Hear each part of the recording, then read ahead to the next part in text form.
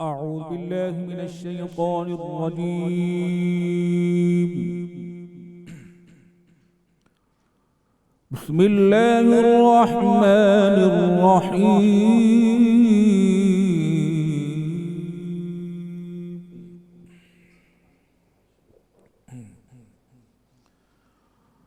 يا أيها الذين آمنوا لا يسخر قوم من قوم عسى أن يكونوا خيرا منهم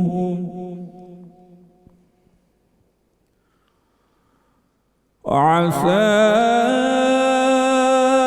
أن يكونوا خيرا منهم ولا نساء من نساء عسى أن يكن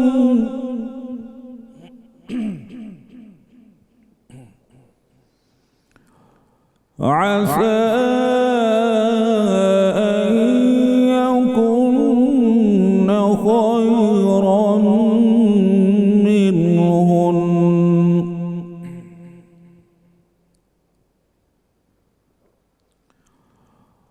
ولا تلمزوا أنفسكم ولا تنابزوا بالألقاب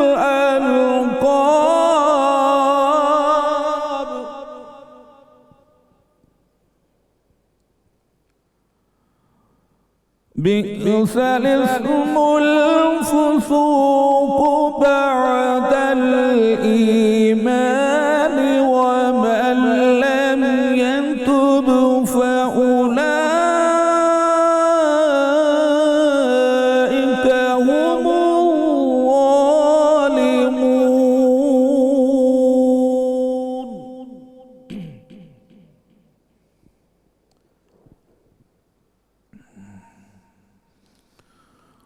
يا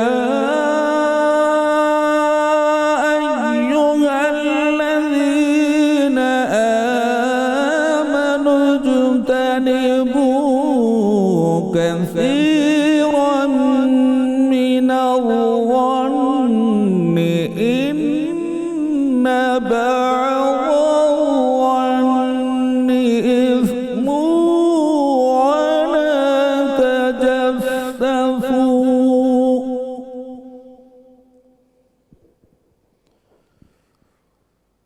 إن بعض الظن إثم ولا تجسسوا ولا يغتب بعضكم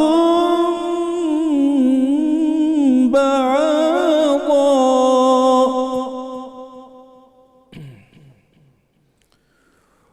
أيحب أحدكم أن يأكل لحم أخيه ميتا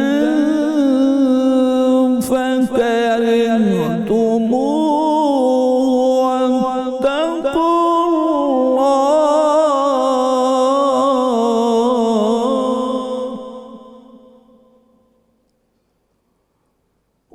واتقوا الله إن الله تواب رحيم.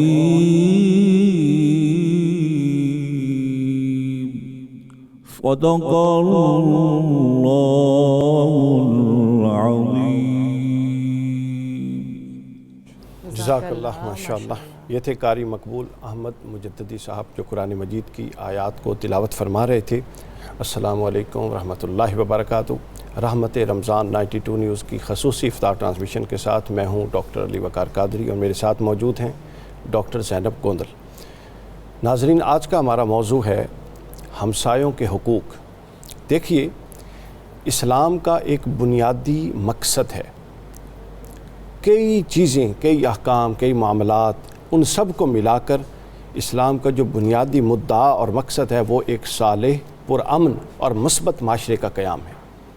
یہ ساری جد و جہد اسی ایک چیز کے لیے ہو رہی ہے، ایسا معاشرہ جس میں اللہ تعالیٰ اور اس کے رسول کے دیے ہوئے احکامات کو ہم کما حق کو نافذ کر سکیں۔ معاشرہ کیسے بنتا ہے؟ خاندانوں سے بنتا ہے، گھروں سے بنتا ہے۔ ایک خاندان، عام طور پہ آپ نے ایک جملہ سنا ہے کہ خاندان معاشرے کی اکائی ہیں، ہم یہ لفظ بولتے ہیں، یعنی ایک گھر ہے جس میں ایک خاندان رہتا ہے، وہ ایک معاشرے کی اکائی ہے۔ دوسرا گھر اس کی دوسری اکائی، تیسرا گھر اس کی تیسری اکائی۔ یہ جب سب اکائیاں ملتی ہیں تو معاشرہ بنتا ہے۔ اب یہ ملیں گی کیسے؟ یہ آپ کے سامنے تسبیح ہے، یہ میں نے سامنے رکھی ہے۔ اگر میں اس تسبیح کے دانوں کو توڑ دوں اور یہاں سارے بکھر جائیں دانے، انڈیویجول حیثیت میں تو ایک ایک دانہ ہے نا، لیکن کوئی اس کو تسبیح نہیں کہے گا۔ اسی طرح جب گھر بکھرے ہوئے ہوتے ہیں تو وہ اسی طرح گھر ہے، معاشرہ نہیں تشکیل پاتا۔ معاشرہ کب تشکیل پاتا ہے؟ جب یہ سارے بکھرے ہوئے دانے ایک خاص نظم کے ساتھ، ایک خاص ترتیب کے ساتھ جڑ جائیں۔ اب اس دانے کو پتہ ہے کہ اس کا بعد والے کے ساتھ کیا ربط اور تعلق ہے، اگلے کو پتہ ہے کہ بعد والے کے ساتھ کیا ربط و تعلق ہے۔ تو جب آپ ان جڑے جانے کے تقاضوں کو سمجھ کے ایک دوسرے کے ساتھ جڑتے ہیں تو تب معاشرہ بنتا ہے۔ اور یہ ایک دوسرے کے ساتھ گھروں کا اور خاندانوں کا جڑنا، اسی کو دین کے اصطلاح میں ہمسایوں کے یا پڑوسیوں کے حقوق کہتے ہیں۔ قرآن مجید میں دیکھیے، اللہ رب العزت نے بہت ساری جگہوں پہ اشارتاً اور بہت ساری جگہوں پہ صراحتاً اس کا حکم فرمایا ہے اور ان حقوق کی طرف ہماری توجہ مبذول کروائی۔ سورہ نساء کی آیت نمبر 36 کے اندر بہت معروف آیت ہے، وَعْبُدُوا اللَّهَ وَلَا تُشْرِكُوا بِهِ شَيْئًا وَبِالْوَالِدَيْنِ إِحْسَانًا وَبِذِي الْقُرْبَى وَالْيَتَامَى وَالْمَسَاكِينِ وَالْجَارِ ذِي الْقُرْبَى وَالْجَارِ بِالْجُنُبِ۔ آپ اندازہ کریں، امام فخر الدین رازی رحمۃ اللہ تعالیٰ علیہ فرماتے ہیں اس آیت پر تبصرہ کرتے ہوئے کہ اسلامی معاشرت کی بنیاد یہ آیت ہے کہ جو توحید پر عقیدہ استوار کرتی ہے اور باہمی معاونت پر معاشرت کو استوار کرتی ہے۔ امام فخر الدین رازی نے یہاں پر یہ فرمایا۔ امام ابن کثیر رحمۃ اللہ علیہ فرماتے ہیں کہ یہ جو ہے نا وجار ذی القربہ، یہ دو حق رکھنے والے ہمسائے ہیں۔ یہ وہ ہمسایہ ہے کہ جو رشتہ دار بھی ہو اور ہمسایہ بھی ہو، تو گویا حق کی ہمسائیگی بھی ہوئی اور حق کی رشتہ داری بھی ہوا۔ اور والجار جنبی، یہ وہ ہے جو غیر رشتہ دار ہمسایہ ہو۔ اور یہاں پر امام قرطبی نے وضاحتی نوٹ دیا کہ غیر رشتہ دار ہمسائے ہونے میں ایمان اور اسلام کا بھی شرط قرآن مجید نے نہیں لگائی۔ وہ بے شک مسلم ہے یا بے شک غیر مسلم ہے، وہ ہمسائے کے زمرے میں آتا ہے۔ پھر اس کے بعد آگے قرآن مجید سورہ نساء کی 8ویں آیت میں بیان کرتا ہے کہ وَإِذَا حَضَرَ الْقِسْمَةَ، جب تم تقسیم کرنے کے لیے اکٹھے کرو لوگوں کو، اور اس میں سارے آتے ہیں ذی القربیٰ، یتامى والمساکین، تو اس حوالے سے امام بغوی رحمۃ اللہ تعالیٰ علیہ نے بڑی خوبصورت بات کی۔ آپ فرماتے ہیں کہ یہ جو معاشرے کے مسکین اور یتیم اور کمزور طبقے ہیں جس کا تم اکثر ذکر کرتے ہو اور قرآن میں سنتے ہو اور احادیث میں، تو ذہن نشین رکھو ان یتیموں میں، ان مسکینوں میں اور اس کمزور طبقے میں جو پہلا حق ہے وہ اس یتیم کا جو آپ کے ہمسائے میں رہتا ہے، وہ اس مسکین کا جو آپ کے ہمسائے میں رہتا ہے، اور وہ اس غریب کا جو آپ کے ہمسائے میں رہتا ہے۔ اس کے بعد آگے سورۃ البقرہ کے اندر فرمایا وَقُولُوا لِلنَّاسِ حُسْنًا، امام طبری نے فرمایا وَقُولُوا لِلنَّاسِ حُسْنًا، اس کے اولین حقدار تمہارے گھر والے بیوی بچے ہیں، اور اس کے دوسرے حقدار تمہارے ہمسائے، کہ تم ان کے ساتھ اچھے سلوک اور حسن سلوک کے ساتھ بات کرو۔ اور سورہ الماعون میں تو اللہ تعالیٰ نے اس موضوع کو اتنی آسانی کے ساتھ اور اتنا کھول کے بیان فرمایا، وَيَمْنَعُونَ الْمَاعُونَ، معمولی سی چیز جو ہم عام گھریلو استعمال کی چیزیں ہیں، ایک دوسرے سے ہمسائے مانگتے ہیں۔ تو اگر آپ سورہ ماعون کے پیچھے سے مضمون دیکھیں تو ایمان کے نفی یا اس بات کا ذکر چل رہا ہے، اور فرمایا کہ یہ جو مومن ہیں وہ، اور جو جن کا ایمان نہیں ہے، ان کی حالات یہ ہیں کہ وہ چھوٹی سی چیز بھی اپنے ہمسائے کو مانگے استعمال کے لیے نہیں دیتے۔ آپ اندازہ کریں اللہ تعالیٰ اس کو کس کس حوالے سے زیر بحث لایا۔ احادیث میں دیکھتے ہیں تو دل اور خوش ہوتا ہے۔ حضور علیہ الصلوۃ والسلام نے فرمایا، امام بہقی نے روایت کی، فرماتے ہیں ہمسائے تین ہیں، پڑوسی تین ہیں، ایک وہ جس کا ایک حق، دوسرے وہ جس کا دو حق، اور تیسرا وہ جس کا تین حق۔ فرمایا تین حق اس کے جو پڑوسی بھی ہو، مسلمان بھی ہو اور رشتہ دار بھی ہو، سبحان اللہ، اس کے تین حق۔ دو حق وہ جو پڑوسی بھی ہے اور مسلمان بھی ہے، اس کے دو حق۔ اور تیسرا حق وہ جو نہ مسلمان ہے نہ رشتہ دار ہے، مطلق پڑوسی ہے، اس کے 3 حقوق ہوں گے، ہم نے ان کا لحاظ رکھنا ہے۔ اور آپ اندازہ کیجئے صحیح مسلم میں حضور نے فرمایا یہ کتنے غور طلب جملے ہیں۔ حضور فرماتے ہیں من کان یؤمن باللہ والیوم الآخر فلیکرم جارہ، اس کو چاہیے کہ اپنے ہمسائے کا اکرام کرے۔ کون؟ جو اللہ پر اور آخرت پر یقین رکھتا ہے، اس کو یہ چاہیے کہ اپنے ہمسائے کا بھی احترام کرے۔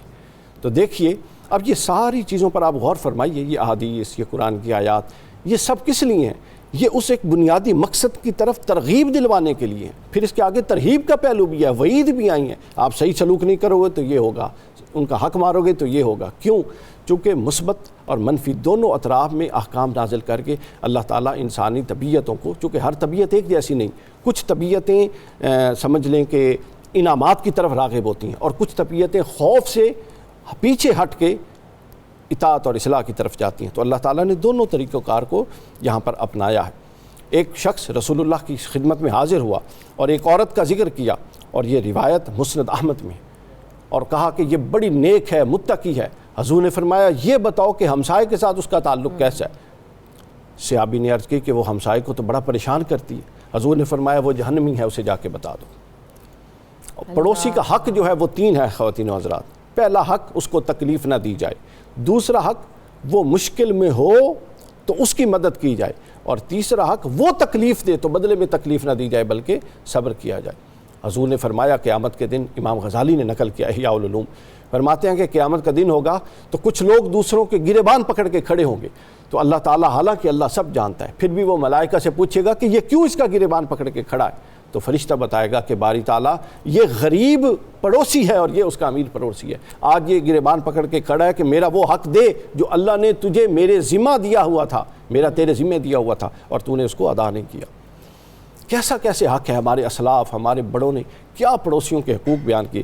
ابن مکفہ رحمۃ اللہ تعالی علیہ بیان کرتے ہیں، میرا ایک ہمسایہ تھا، وہ تنگ دست ہوا اور تنگ دستی کی یہ صورت ہوئی کہ گھر بیچنا پڑا۔ فرماتے ہیں مجھے پتہ چلا تو میں بھاگا اور کہا کہ میں تمہارے گھر کی قیمت دیتا ہوں۔ اس نے کہا وجہ کیا ہے، آپ کیوں دیں گے؟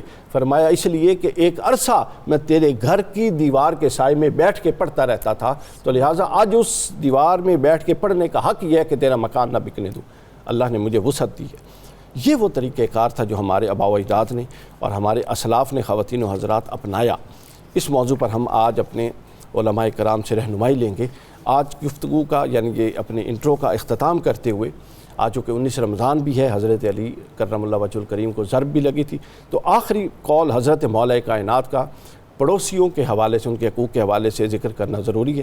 حضرت مولا علی فرماتے ہیں من حقوق الجاری ان تحفظہ غائبا وتکرمہ حاضرا، پڑوسی کے یہ حقوق میں سے ہے کہ جب وہ موجود نہ ہو تو اس کی عزت کی حفاظت کر، اور جب وہ موجود ہو تو پھر اس کی تکریم کر اور اس کی عزت کر، یعنی غیر موجودگی میں اس کی عزت کے محافظ بن جاؤ اور موجودگی میں اس کو وہ اکرام دو۔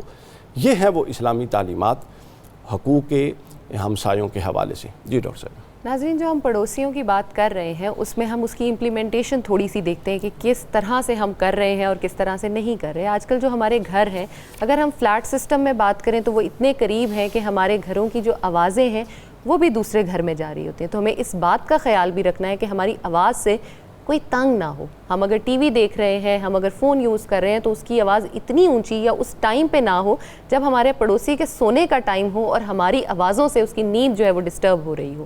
ہمارے جو گھروں کے سسٹم ہیں وہ ایسے ہیں کہ گھروں کے دروازے اتنے قریب ہیں کہ اگر آپ اپنے گھر کا باہر صاف کروا رہے ہو، صفائی بے شک نصف ایمان ہے، لیکن آپ نے اگر اپنے گھر کا باہر دھلوایا ہے تو آپ کا پانی جو ہے وہ پڑوسی کے گھر کے آگے نہ کھڑا ہو اور وہ اس کی وجہ سے تنگ نہ ہو۔ آپ کے گھر میں اگر کوئی اس طرح سے کوئی فنکشن ہے، کوئی ایونٹ ہے اور آپ کر رہے ہو تو اس کا جو آپ ایونٹ کے بعد سامان ہے، ساز و سامان جو خراب تھا یا آپ نے فالتو پھینکنا تھا، اس کا کچرا جو ہے وہ ساتھ لے کے گھر کے آگے نہ جائے۔ عام روٹین میں بھی اکثر لوگ کیا کرتے ہیں، اپنے گھر کی صفائی کر کے اپنے پڑوسی کے گھر کے آگے گند پھینک دیتے ہیں، بلکہ آپ کو تو چاہیے جب آپ اپنے گھر کی باہر کی صفائی کرا رہے ہوں تو تھوڑی بہت پڑوسی کے گھر کے آگے کی بھی کرا دیں۔ ایک حدیث میں آتا ہے کہ نبی پاک صلی اللہ علیہ وسلم فرماتے ہیں کہ ایک بار جبریل علیہ السلام میرے پاس آئے، انہوں نے میرے ساتھ پڑوسیوں کے اتنے حقوق بیان کیے، ان کے اتنے جو ہیں وہ वसीयत मुझे की उनके बारे में कि मुझे लगा कि कहीं पड़ोसी को जो है वो विरासत में हक़ ना दे दिया जाए। तो उन पड़ोसियों के जिसको नबी पाक सल्लल्लाहु अलैहि वसल्लम कह रहे हैं कि विरासत में हक़ ना मिल जाए, हम उनके साथ क्या सलूक कर रहे हैं। हमें पता होता है कि हमारा पड़ोसी जो है वो आज रात शायद भूखा सोएगा, लेकिन हम उसको जो है वो खाना नहीं दे रहे होते। ख़ुद तो हम मज़ेदार पकवान पका रहे होते हैं और उसकी खुशबू जब उसके घर जा रही है, उसके बच्चे उसे तंग कर रहे हैं। जो हमारे मुआशरती हालात हैं वो हम सब जानते हैं, हर कोई उतना अफोर्ड नहीं कर पाता, लेकिन हमने कभी इस चीज़ का ख्याल नहीं किया कि हमें उसको भी भेजना चाहिए। एक और हदीस में आता है कि वो मोमिन ही नहीं जो ख़ुद तो पेट भर कर खाए लेकिन उसका पड़ोसी जो है वो भूखा पेट सोए। तो हम नाज़रीन कैसे मुसलमान हैं कि हम ख़ुद तो खा पी रहे हैं, सब कुछ कर रहे हैं, लेकिन हमारा पड़ोसी जो है वो कुछ नहीं खा रहा। हमारा इफ्तार का दस्तरखान जो है वो इतना वसी है कि हम सब खाने के बाद बहुत कुछ बच जाता है, हम उसको फेंकना शायद पसंद करते हैं, लेकिन अपने पड़ोसी के घर नहीं भेजते। आज 5 साल 10 साल पहले की अगर मैं बात करूं तो हर घर दूसरे घर के बाहर जो था ना, इफ्तार से आधा घंटा पहले ये पड़ोसी उसके घर कुछ भेज रहा है, खजूरें ही भेज रहे होते थे लोग। लेकिन क्या आज आप या मैं इफ्तार में किसी के घर कुछ भेज रहे हैं? कुछ नहीं भेज रहे। हम कैसे मुसलमान हो गए हैं कि हमने सिर्फ अपने आप को जो है वो बंद कर लिया है कि हमने किसी को कुछ नहीं देना। नमाज का जो बाजमात जाके मस्जिद में अदा करने का हक़ था वो ये भी तो था कि आपका पड़ोसी वहाँ आपको मिले, आप उसके हालात देखें और आप उसकी तकलीफ़ को बांटें। उसके कपड़ों को देख के आपको ये पता चल जाए कि उसके क्या हालात हैं। अगर कोई दुख सुख में हो तो आप उसके दुख के साथी बने और उसके साथ खड़े हों। हम क्या कर रहे हैं? अगर हमें पता चलता है ना कि किसी के घर में तकलीफ़ है, बजाय इसके कि हम जाके उसके दिलजोई करें, हम उसका मजाक उड़ाते हैं। एक घर से दूसरे घर जाके उसकी बातें बता रहे होते हैं। आज से 5-7 साल पहले की मिसाल मैं इसलिए दे रही हूँ क्योंकि मुझे ख़ुद ये याद है कि हमारे घरों से जैसे मामा हैं, बहन है बड़ी, या कोई ताई चाची हैं, वो साथ वाले घरों में जाया करती थी। उनको उनकी बात का पता होता था कि इस घर में ये दुख चल रहा है, उस दुख की सुख की साथी होती थी। तब नाजरीन एंजाइटी डिप्रेशन भी नहीं था, क्योंकि बातों की शेयरिंग हो जाती थी। आप अपना दुख जब किसी हमसाये के साथ, अपनी बहन के साथ बांट लेते थे, वो कम हो जाता था। अब वो काम ही ख़त्म हो गए हैं। अब तो बल्कि उल्टा, अगर हमें किसी के दुख सुख का पता चलता है तो बजाय उस दुख को बांटने के हम जाके गीबत कर रहे होते हैं कि तुम्हें पता है फलाना इस दुख में है, और खुशी मना रहे होते हैं। तो ऐसा मत करें। अगर आप घरों के बाहर से अगर हमारे किसी की तार गुजर रही होती है ना, किसी पड़ोसी की, तो हमें वो भी नागवार गुजर रही होती है और हम उसको कुछ ना कुछ मार के जो है वो तोड़ रहे होते हैं। मैंने कुछ टाइम पहले मैं कहीं गई हुई थी, वहाँ मैंने देखा तो किसी के इंटरनेट की तार गुजर रही थी और इंटरनेट पे उनका बच्चा जो था वो उससे काम करता था, वो अफोर्ड नहीं कर पा रहा था, तो उन्होंने एक घर छोड़ के दूसरे से वो तार ले ली। तो जिसके घर के आगे से गुजर रही थी उसने वो तार ही काट दी कि मेरे घर का व्यू ख़राब हो रहा है। नाजरीन, किसी का काम करना हमें इतना नागवार गुजर रहा है, तो ऐसा मत कीजिए। और पड़ोसियों के जो हकूक़ हैं उनको अगर अदा नहीं कर सकते तो कम अज़ कम उनकी दिल आज़ारी भी मत कीजिए। जी बिल्कुल। अब हम अपने मेहमान गिरामी के तारुफ़ की तरफ चलते हैं। हमारे साथ तशरीफ़ फरमा हैं मुफ्ती मोहम्मद फ़ारूक अल क़ादरी साहब। मुफ्ती साहब खुशामदीद, बहुत शुक्रिया तशरीफ़ लाने का। उनके साथ तशरीफ़ फरमा हैं डॉक्टर काशिफ़ राज साहब, माहिर नफ्सियात हैं। डॉक्टर साहब खुशामदीद आपको। और दाईं तरफ तशरीफ़ फरमा है डॉक्टर शाज़िया क़य्यूम साहिबा, माहिर नफ्सियात और माहिर तालीम हैं और बहुत अच्छी गुफ्तगू फरमाती हैं। और उनकी तरफ दाईं तरफ आगे हमारे भाई बैठे हैं मोहम्मद रेहान रूफ़ी साहब और उनके हमनवा उनके साथी हैं। रेहान साहब खुशामदीद आपको। और हमारी शेफ़ हैं मुनीरा किरण। मुनीरा, आज किचन में क्या बना रही हैं? जी, आज किचन का जो मेन्यू है बड़ा हमेशा की तरह रिफ़्रेशिंग और न्यूट्रिशनिस्ट पॉइंट ऑफ व्यू से आज बन रहा है कीमा करेले चूँकि आ चुके हैं, तो मैंने कहा आज करेले बनाते हैं कीमे के साथ। और साथ में जो सेकंड हमारा एपेटाइज़र है वो बना रही हूँ चिकन ज़ेस्टी बाइट्स बना रही हूँ, मतलब बर्गर, उसको हम कट करके उसकी पूरी सॉसेस के साथ उसकी मैं करूँगी प्रेजेंटेशन। इसके साथ मैंने मस्टर्ड सॉस बनाई है, साथ में इसकी एक्चुअली गार्लिक सॉस बनाई है, और साथ में मैंने चिलीज़ थी जिसको मैंने रखा हुआ है इसके अंदर सिरके में, वो साथ फिलिंग विद सारे इसकी जो अलवाज़ होंगे वो होंगी। साथ आज बनाएंगे लेमन का था, तो मैंने कहा लेमन की स्कंजबिन बनाएंगे, साथ उसमें हम फ्लेवर देंगे रूह अफ़ज़ा का। और साथ में आज जो मीठे में बन रहा है वो बन रहा है चॉकलेट कस्टर्ड डिलाइट, जिसमें हम टॉपिंग सारी की चॉकलेट से करेंगे विद कोकोनट। वाह वाह वाह, सारा कुछ ही बड़ा ज़बरदस्त किचन में बन रहा है। आप इसको शुरू करें और हम जो है ना वो मैं ऐसे ऐसे करके देखती रहूँगी आप कहाँ पे पहुँची है।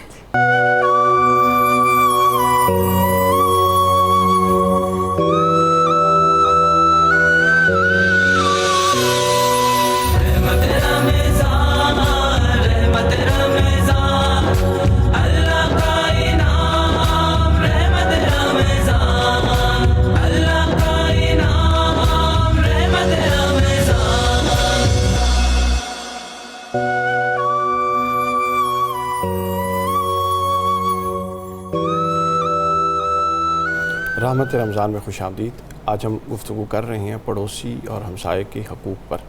مفتی صاحب, سب سے پہلے تو یہ ایک بنیادی چیز کو ایڈریس فرمائیے کہ پڑوسی یا ہمسایہ, اس کی تعریف کیا ہے؟ آپ کے کتنے گھر اس کے اندر آتے ہیں جن پر آپ کے وہ حقوق جو پھر آپ آگے فرمائیں گے پڑوسیوں کے وہ لاگو ہوتے ہیں؟ بسم اللہ الرحمن الرحیم. جو شخص آپ کے گھر کے یا دکان کے ٹھیک ہے, اچھا, ارد دکان گرد کے رہتا ہے یا دکان رکھتا ہے وہ آپ کا پڑوسی ہے. صحیح ہے. اور اس میں کچھ پڑوسی قریب کے ہیں, کچھ دور کے ہیں. ٹھیک ہے, بالکل ٹھیک ہے.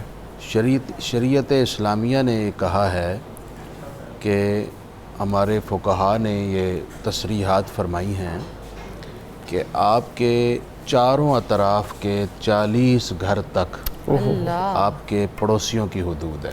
واہ, یہ سب آپ کے پڑوسی کہلائیں گے, لیکن ان کا حق درجہ بدرجہ ہے. ٹھیک ہے. جو آپ کے زیادہ قریب ہے وہ زیادہ حقوق رکھتا ہے, جو اس کے بعد ہے وہ اس کے بعد حق رکھتا ہے, جو اس کے بعد ہے وہ اس کے بعد حق رکھتا ہے.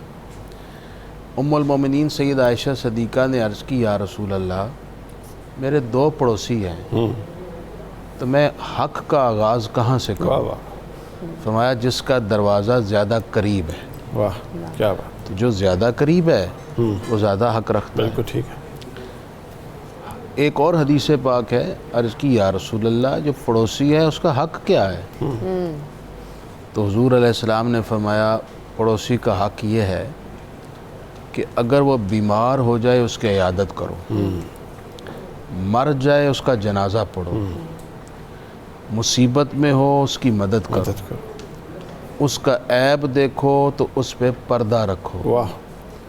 اور یہاں تک ارشاد فرمایا تمہیں خوشی میں دعوت دے, شریک ہو, اور اپنے گھر کی دیوار اس کی دیوار سے اونچی مت کرو. واہ واہ واہ, کہیں اس کے گھر کی ہوا نہ رک جائے. کیا بات, یہ ہے رحمت للعالمینی کیا بات, اور رسالت مآب صلی اللہ علیہ وسلم کا مبارک دین, کیا بات. جس میں پڑوسی کو اتنی اذیت دینے کی اجازت بھی نہیں کہ اس کی ہوا رک جائے. بالکل صحیح, تو اس سے اگلے درجے کی اذیت کی کیسے اجازت ہو بالکل سکتی ٹھیک, ہے؟ بالکل ٹھیک.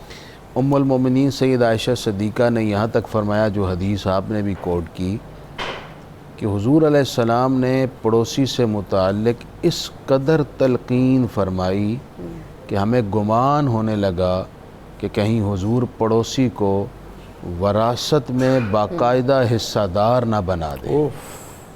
اس سے آپ اندازہ لگائیے کہ وراثت کا حصہ دار کون ہوتا ہے؟ جو آپ کا خون ہے, آپ کی اولاد ہے یا آپ کے قریبی رشتہ دار ہے. تو آقا کریم علیہ السلام نے پڑوسی کو اس قدر آپ کے لیے حقدار ٹھہرایا ہے, بس کہا نہیں, ورنہ وہ آپ کے وراثت کا حصہ دار بن جاتا. اس سے امپورٹنس کا اندازہ لگایا جا سکتا ہے, اور ہمارے لیے یہ بات اس حوالے سے بڑی اہم ہے کہ ہم بیدار ہوں اور ان کے حقوق کے حوالے سے کوتاہی نہ کریں. مفتی صاحب, ہمارے جو یہ سوشل میڈیا پہ فالوورز ہیں, کیا وہ بھی اسی زمرے میں آئیں گے؟ اچھا, یہ آپ نے بڑی دلچسپ بات چھیڑی ہے. قرآن نے 3 قسمیں بیان کی ہیں پڑوسیوں کی. ٹھیک ہے. والجاری ذی القربہ, جی, وہ پڑوسی جو آپ کا رشتہ دار ہے. والجار الجنب, وہ پڑوسی جو آپ کا رشتہ دار نہیں, اجنبی ہے. اور تیسرا فرمایا والصاحب بالجنب, وہ پڑوسی جو کچھ دیر کا پڑوسی ہے. جیسے اب ہم ایک دوسرے کے قریب بیٹھے ہوئے ہیں, ہم ایک دوسرے کے پڑوسی ہیں. سو کوئی بھی ایسی مجلس جس میں آپ کچھ افراد کے ساتھ بیٹھے ہوتے ہیں, اس وقت ایک دوسرے کا حق پڑوسیت بھی ہوتا ہے. کہ ہم ایک, تو اسی طرح سوشل میڈیا پہ جو احباب ایک دوسرے سے ریلیٹ ہو جاتے ہیں, اس وقت وہ ایک دوسرے کے پڑوسی ہیں. انہیں اس وقت یہ خیال کرنا ہے کہ میری وجہ سے کسی کو اذیت نہ پہنچے, بالکل, کسی کی دل آزاری نہ ہو, کسی کی پردہ دری نہ ہو. یہ بھی حق ہے. واہ, اللہ تعالیٰ کا شکر ہے خواتین و حضرات کہ ہمیں ایسے لوگ میسر ہیں. آپ اندازہ کیجئے جو لوگ تھوڑا علم سے شدھ بدھ رکھتے ہیں, مفتی صاحب نے یہ جو جتنا شاندار استدلال فرمایا ہے, اور فوراً حاضر دماغی کے ساتھ, یہ اللہ تعالیٰ کی عطا کے ساتھ ہی ہو سکتا ہے. میرا دل باغ باغ ہو گیا اس پہ. اللہ تعالیٰ آپ کو سلامت رکھے. اچھا اپنا اب آتے ہیں ڈاکٹر فراز صاحب. ڈاکٹر صاحب جدید شہری زندگی میں اب وہ نارمز بدل گئے جو پہلے ہوا کرتے تھے. مطلب پڑوسیوں کے سے اب ہمیں واقفیت ہی بعض اوقات نہیں ہوتی. پہلے یہ ہوتا تھا کہ پڑوسیت ہماری کلچرل لائف کا ایک حصہ تھا, اب وہ حصہ نہیں رہا. اب وہ جو گیپ ہے اس نے ہماری زندگی پر کیا اثرات ڈالے اور اس گیپ کو فل کیسے کریں؟ جی بہت اچھا کویسچن ہے آپ کا. پہلے تو مبارکباد کہ اتنا خوبصورت موضوع آپ نے رکھا. معاشرہ جو ہے جیسے آپ نے بہت خوبصورت مثال سے سمجھایا کہ تسبیح کے دانوں کی طرح ہے, جب اکٹھی ہوتی ہے تو کتنی خوبصورت لگتی ہے, جس میں رنگ برنگ کے پھول ہوتے ہیں. تو بات یہ ہے کہ جتنی آپ نے قرآن مجید فرقان حمید کے آیات کریمہ تلاوت فرمائیں اور جتنی احادیث آپ نے بتائیں, اگر انہی کو میں آج کے دور میں رکھ کے آج کے جدید دور کے مطابق ان کی انٹرپریٹیشن کر لیں تو میرا خیال ہے کہ بات بہت اچھی طرح ہماری سمجھ میں آ جائے گی. بالکل ٹھیک. پہلی بات تو یہ جو آپ نے ہی فرمایا تھا کہ معاشرے کی مضبوطی خاندان سے ہے. میں کہتا ہوں خاندان کے ساتھ پڑوس سے بھی ہے. بالکل ٹھیک ہے. بڑی خوبصورت کسی کا شعر تھا کہ جب غزل میر کی پڑھتا ہے پڑوسی میرا, جب غزل میر کی پڑھتا ہے پڑوسی میرا, ایک نمی سی میری دیوار میں آ جاتی ہے. ہم تو وہ تھے کہ محبت تھا وطیرہ جن کا, پیار سے ملتا تو دشمن کے بھی ہو جاتے تھے. اس توقع پہ کہ شاید کوئی مہمان آ جائے گھر کے دروازے کھلے چھوڑ کے سو جاتے تھے. یہ جو ہمارا کلچر تھا یہ ایکچولی کلچر پیداوار اور دین کہاں سے تھا؟ یہ سیرت النبی صلی اللہ علیہ وآلہ وسلم سے اور قرآن مجید فرقان حمید کی جو عملی صورت نظر آئی آپ کی ذات اقدس کی صورت, وہاں سے آیا تھا. یہ کلچر کوئی کٹ کے کہیں سے ہمیں نہیں ملا تھا, یا یہ کلچر کوئی صرف اس خطے کا دیا ہوا نہیں تھا, یہ وہاں سے ہمیں ایکچولی ملا تھا. اور اس خطے کے لوگوں کے ساتھ مل کر اس نے ایک نئی جہد, ایک نئی شکل اختیار کی تھی. 3 احادیث آپ نے, ایک حضرت جبرائیل علیہ السلام والی فرمائی, ایک آپ نے فرمائی کہ جس کے شر سے محفوظ, اور تیسری آپ نے فرمائی کہ وہ شخص آخرت پر ایمان. میں ان تینوں کو جوڑ کے یہ کہوں گا کہ یہ مکمل فلسفہ حیات ہے.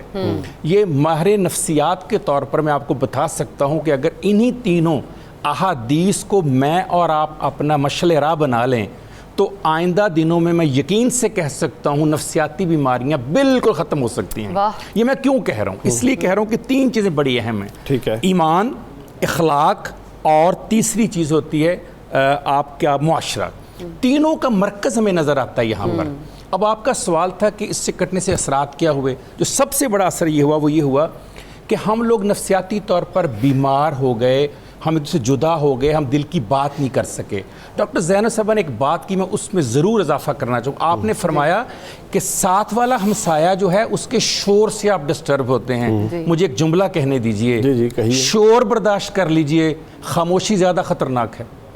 بطور ماہر نفسیات میں آپ کو بتا رہا ہوں, یہ خاموشی کا شاخسانہ ہے کہ کئی کے دن آج لاش پڑی ہوئی ہے آپ کے ہمسائے میں اور آپ کو پتہ نہیں چل رہا. جب تک شور آتا رہتا تھا ہمیں پتہ چلتا رہتا تھا کہ ہمسائے کے گھر میں رونق ہے. لیکن ڈاکٹر صاحب اتنا اونچی میوزک یا کوئی چل رہا ہو کہ رات سو نہ سکے, access of every thing is bad. لیکن جو بچوں کا کھیلنے کا شور, گفتگو کا, وہ بہت خوبصورت ہے ہمارے کلچر کی, اس کو جاری رہنا چاہیے. پلیز اس کو مت روکیے. بالکل ایسے ہی ہے. ڈاکٹر صاحب آپ سے میں پوچھنا چاہوں گی کہ پڑوسیوں کے حقوق کی جو پامالی ہے وہ ہماری جو ہے وہ تعلقات پہ اور ہمارے معاشرے میں اس نے کس طرح سے اثر انداز کیا ہے؟ پہلے تو ہم نے یہ دیکھا ابھی اسلام کی روح سے اور نفسیات کی روح سے کہ پڑوسیوں کے حقوق کیا ہیں.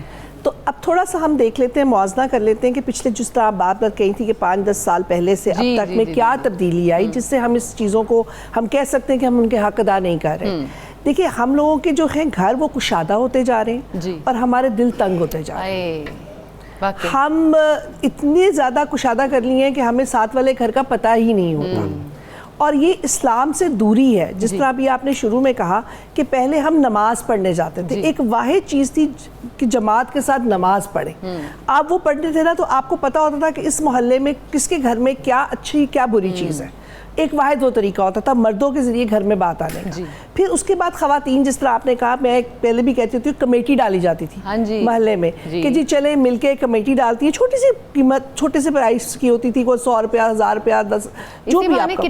اس بہانے وہ کٹی پارٹی, وہ بعد میں اس کو ماڈرن شیپ میں ہم نے کٹی پارٹی کہہ دیا. سو جدید دور میں ہم نے اپنے آپ کو آئسولیٹ کر لیا, انڈیویجولزم پہ آ گئے ہیں, کولیکٹیوزم کے بجائے انڈیویجولزم پہ آ گئے ہیں, اور آئسولیشن کو ہم نے پرائیویسی کا نام دے دیا. اللہ ہم اس کو جسٹیفائی کرتے ہیں. اور اس سے ہٹ کے ایک اور چیز ہو گئی ہے, پرائیویسی کے بعد ہم نے اگلی چیز کہہ دی ہے سیکیورٹی کے ایشوز ہیں. جی ہم کہتے ہیں کیمرے 4 لگوا لو, پیچھے گلی میں بھی لگا لو, دائیں بھی لگا دو, بائیں بھی لگا دو, تاکہ ہر طرف سے نظر رہے.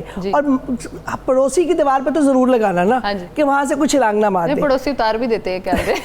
یہ اب آپ کو زیادہ پتہ ہوگا, لیکن میرے خیال میں جب پہلے دور یہ ہوتا تھا کہ کیمروں کی جگہ دوسرے کا گھر ہمارے لیے کیمرہ ہوتا تھا. بالکل. جو ہی آواز آتی تھی تو ہم کہتے تھے یہ غیر معمولی آواز ہے, خیر پتہ کرو کہ کیوں ہوئی ہے. اور جب آپ کہیں جاتے تھے آپ دوسرے پڑوسی کو کہہ کر جاتے تھے کہ بھئی میں جا رہا ہوں تم خیال رکھنا. اب آپ کہتے ہو تالا بھی اندر سے لگا کے جاؤ تاکہ کسی کو پتہ ہی نہ چلے کہ ہم گھر پہ ہیں یا نہیں ہے.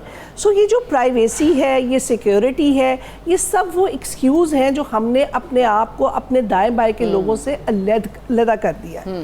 اب اس میں سب سے بڑی اس وقت افسوس کی بات ہوتی ہے کہ جب ہمارے پڑوس میں کسی کے گھر 2 گاڑیاں کھڑی ہوتی ہیں, 2 سے 3, تو ہمیں یہ نہیں پتا ہوتا کہ وہ خوشی کی خبر ہے یا کوئی غم کا عالم ہے. یہ وقت آ جانا کہ ہمیں یہ نہ پتہ کہ غم کا عالم ہے. اور ہمارے تو دین میں یہ ہے کہ جس گھر میں ایسی کوئی فوتگی ہو, کچھ ہو, تو 3 دن کے لیے وہاں کھانا نہیں بنتا.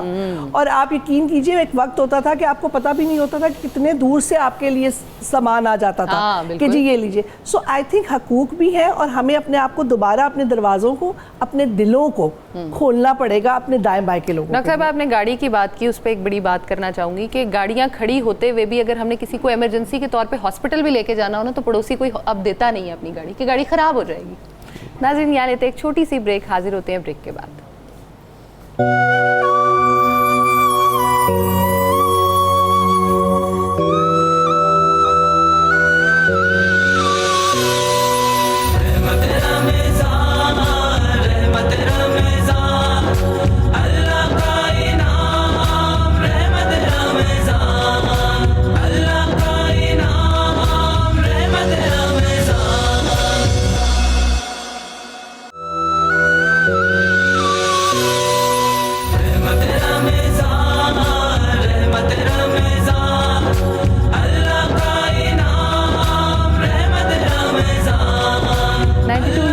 ٹرانسمیشن رحمت رمضان میں خوش آمدید. اور چلتے ہیں منیرہ کی طرف. آج بڑی مزے کی چیزیں بنا رہی ہیں, تو منیرہ کہاں تک پہنچی ہیں آپ؟ جی جو تھے قیمہ اور کریلے, قیمے کو میں نے بھی دم پہ رکھا ہوا ہے, کریلے میں نے فرائی کر لیے ہیں اور کرسپی ہیں.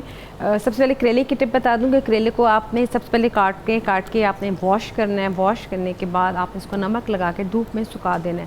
اور اگر آپ کو اس ٹائم کی کمی ہے اور آپ نے اس کو واش کر لی اور آپ فرائی فوراً کرنا ہے, تو پھر کریلوں کو آپ نے خشک کرنا ہے. ٹھیک ہے. جب تک خشک نہیں کریں گے نہ اس کی کڑواہٹ جائے گی اور نہ اس کے اندر کرنچینس آئے گا, وہ آپ کا سوگی رہے گا.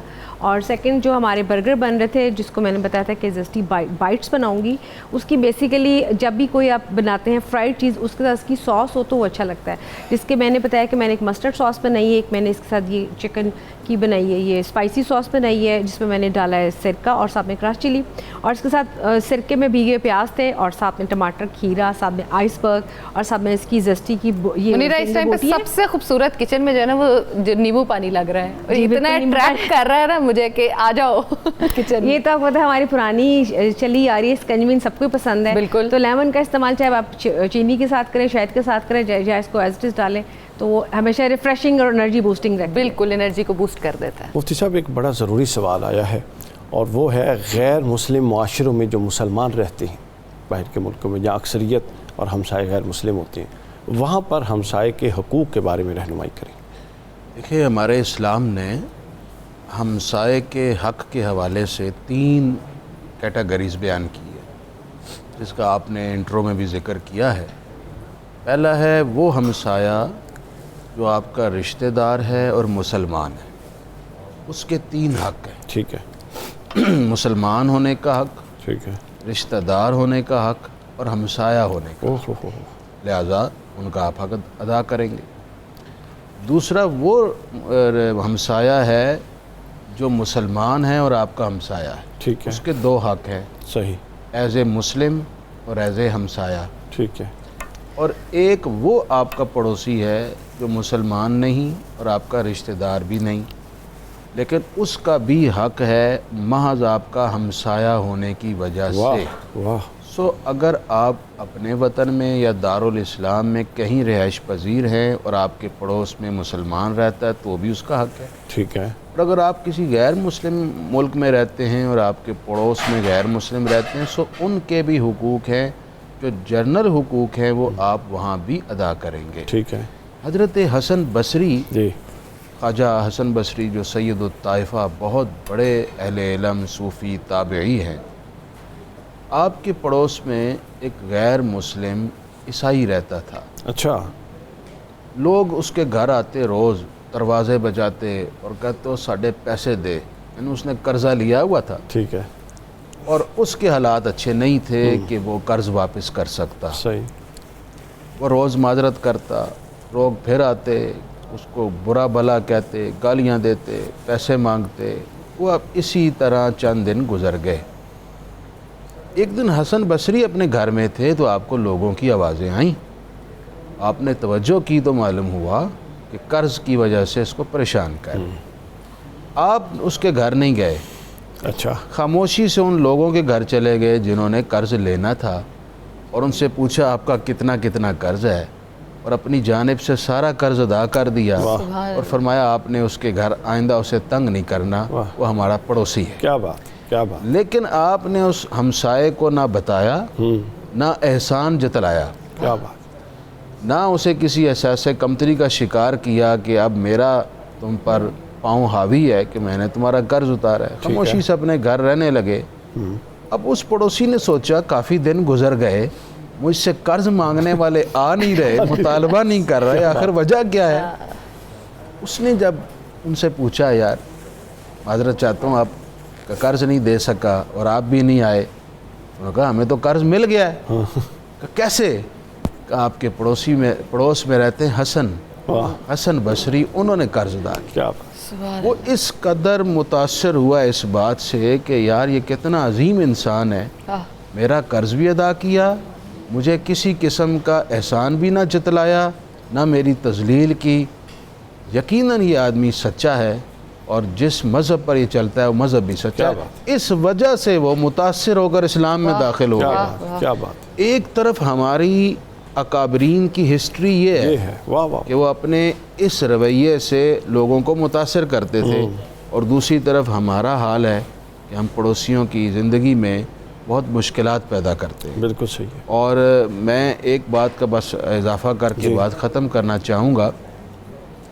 آج کے دور میں جی اڑوس پڑوس میں ابھی بھی کچھ نہ کچھ خیال کیا جاتا ہے. مطلب ہمیں دونوں رخ سوسائٹی کے دیکھنے چاہیے. بالکل ٹھیک ہے. جہاں چشم پوشی ہو رہی ہے اور بالکل اغماض برتا جا رہا ہے اور بالکل حقوق ادا نہیں کیے جاتے، دوسری طرف ایسے لوگ بھی ہیں بالکل جو ان روایتوں پر قائم ہیں اور روس پڑوس کا خیال کرنے والے بھی ہیں. پچھلے دنوں میں نے اخبار میں ایک خبر پڑھی کہ ایک جگہ پڑوس کے بچوں کے ساتھ بچوں کی لڑائی ہو گئی. اب بچوں کی لڑائی میں بڑے آئے تو ایک صاحب غصے والے تھے، انہوں نے پڑوس کے بچے کو تھپڑ مار دیا کہ تم نے میرے بچے کو کیوں مارا. اس نے روتے روتے اپنے گھر جا کر ابا جی کو بتایا، بھائیوں کو بتایا. ابا جی بھائی وہ جذبات میں نکل آئے، ماں نکل آئی، اسی چھڑڑا نہیں. وہ آئے اور ان کے ساتھ گتھم گتھا ہو گئے. اور محض اتنی سی لڑائی میں دونوں گھروں کے 3 افراد کی موقع پہ موت ہو گئی. ہمیں کم از کم برداشت کرنا چاہیے. خاص طور پر بچوں کی وجہ سے جھگڑنا یہ بڑی ہی نادانی ہے.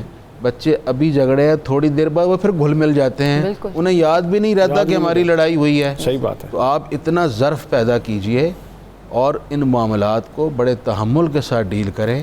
اگر آپ کے بچے پر زیادتی بھی ہوئی ہے، فی الحال آپ خاموش ہوں، دانائی سے، دانش مندی سے معاملے کو سیٹلڈ کریں اور کسی جھگڑے کی طرف نہ جائیں. اس سے بہت نقصان ہوتا ہے اور ایسا نقصان ہوتا ہے جس کا بعد میں ازالہ کرنا بھی مشکل ہو جاتا ہے. بالکل صحیح، بالکل مشکل ہو جاتا ہے. اب میں ڈاکٹر صاحب کی طرف پڑھتا ہوں. ڈاکٹر صاحب یہ بتائیے کہ ہمارے ہاں جب پڑوسی بیمار ہوتا ہے تو ہماری روایتیں بڑی رچ ہیں اس حوالے سے. تو اب تھوڑا ہاتھ کھینچتے ہیں کہ یہ نہ ہو کہ پیسے نہ مانگ لے، ضرورت ظاہر ہے بیچارہ ضرورت مند ہو سکتا ہے، کہیں نہیں بھی ہوتے. جہاں نہیں ہوتے وہاں ہم کھلے دل سے سینہ تان کے جاتے ہیں، عیادت کے لیے جا رہے ہیں. اور جہاں تھوڑا یہ خوف و خطر ہو کہ اس کو کہیں ضرورت پڑ سکتی ہے پیسوں کی، تو وہاں تھوڑا سا ہم اوائڈ کرتے ہیں. تو یہ کیا اللہ تعالیٰ کے غصے کو وہ آواز دینے والی بات نہیں ہے. جی آپ نے بجا ارشاد فرمایا.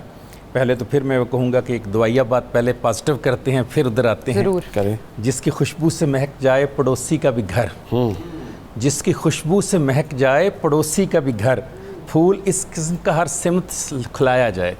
پہلے تو ایسا پھول کھلا دینا جس کی خوشبو ہر جگہ پہنچ جائے, اس گھر تک بھی اب لڑائی ہو جاتی ہے ایسے پہ.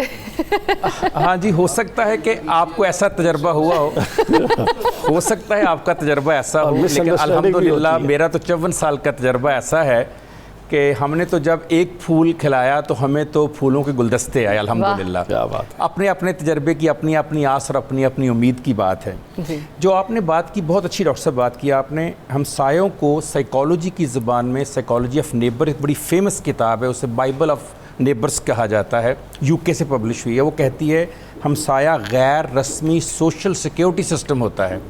یعنی جیسے سوشل سیکیورٹی سے آپ کو مدد نہیں ملتی, ہمسائے سے آپ کو فرسٹ ایڈ اور فرسٹ ہینڈ مدد ملتی ہے. فرسٹ ایڈ ہوتی ہے پہلی وین جو آپ کے گھر پہنچنی ہے, کوئی بیماری ہو, حادثہ ہو, مصیبت ہو, جو پہلا دروازہ کھٹکھٹانا ہے آپ نے پردہ. دیکھیے میرے بھائی بہن فیصلہ آباد میں ہیں, ان کو آنے میں 3 گھنٹے لگنے ہیں, میرے ہمسائے کو 3 سیکنڈ میں پہنچ جانا اس نے. لہٰذا وہی ہیں جو مشکل میں میرا ساتھ دیتے ہیں, میرے ساتھ چلتے ہیں. جاپان اور اسکینڈینیویا میں اتنی زیادہ اہمیت ہے ان چیزوں کی, میں اکثر سوچتا ہوں کہ وہ اسلامی معاشرے نہیں ہیں لیکن انہوں نے اسلام کی امپلیمنٹیشن کتنی اچھے انداز میں کی. وہاں وہ کہتے ہیں کہ ذہنی جو صحت ہے اس میں سب سے زیادہ اہمیت ہے کمیونٹی کی مدد کی, ہیلپ کی. وہ کہتے ہیں ریاست بعد میں پہنچتی ہے, کمیونٹی پہلے پہنچ جاتی ہے. اس سے کٹ کے جو ہے نا, وہ کہتے ہیں کہ آپ نے بندے کو بیمار کرنے کی کوشش کی, اس حد تک سختی ہے. نوجوان نسل جو ہے نا اس میں یہ بڑا مسئلہ جس کی آپ نے نشاندہی کر رہے ہیں, ان کے لیے صرف میں اتنی بات کہنا چاہوں گا کہ دیکھیے کہ جو وائی فائی انالوجی سسٹم ہے نا, اس میں جب تک سگنل نہ آئے آپ کا وائی فائی نہیں چلتا.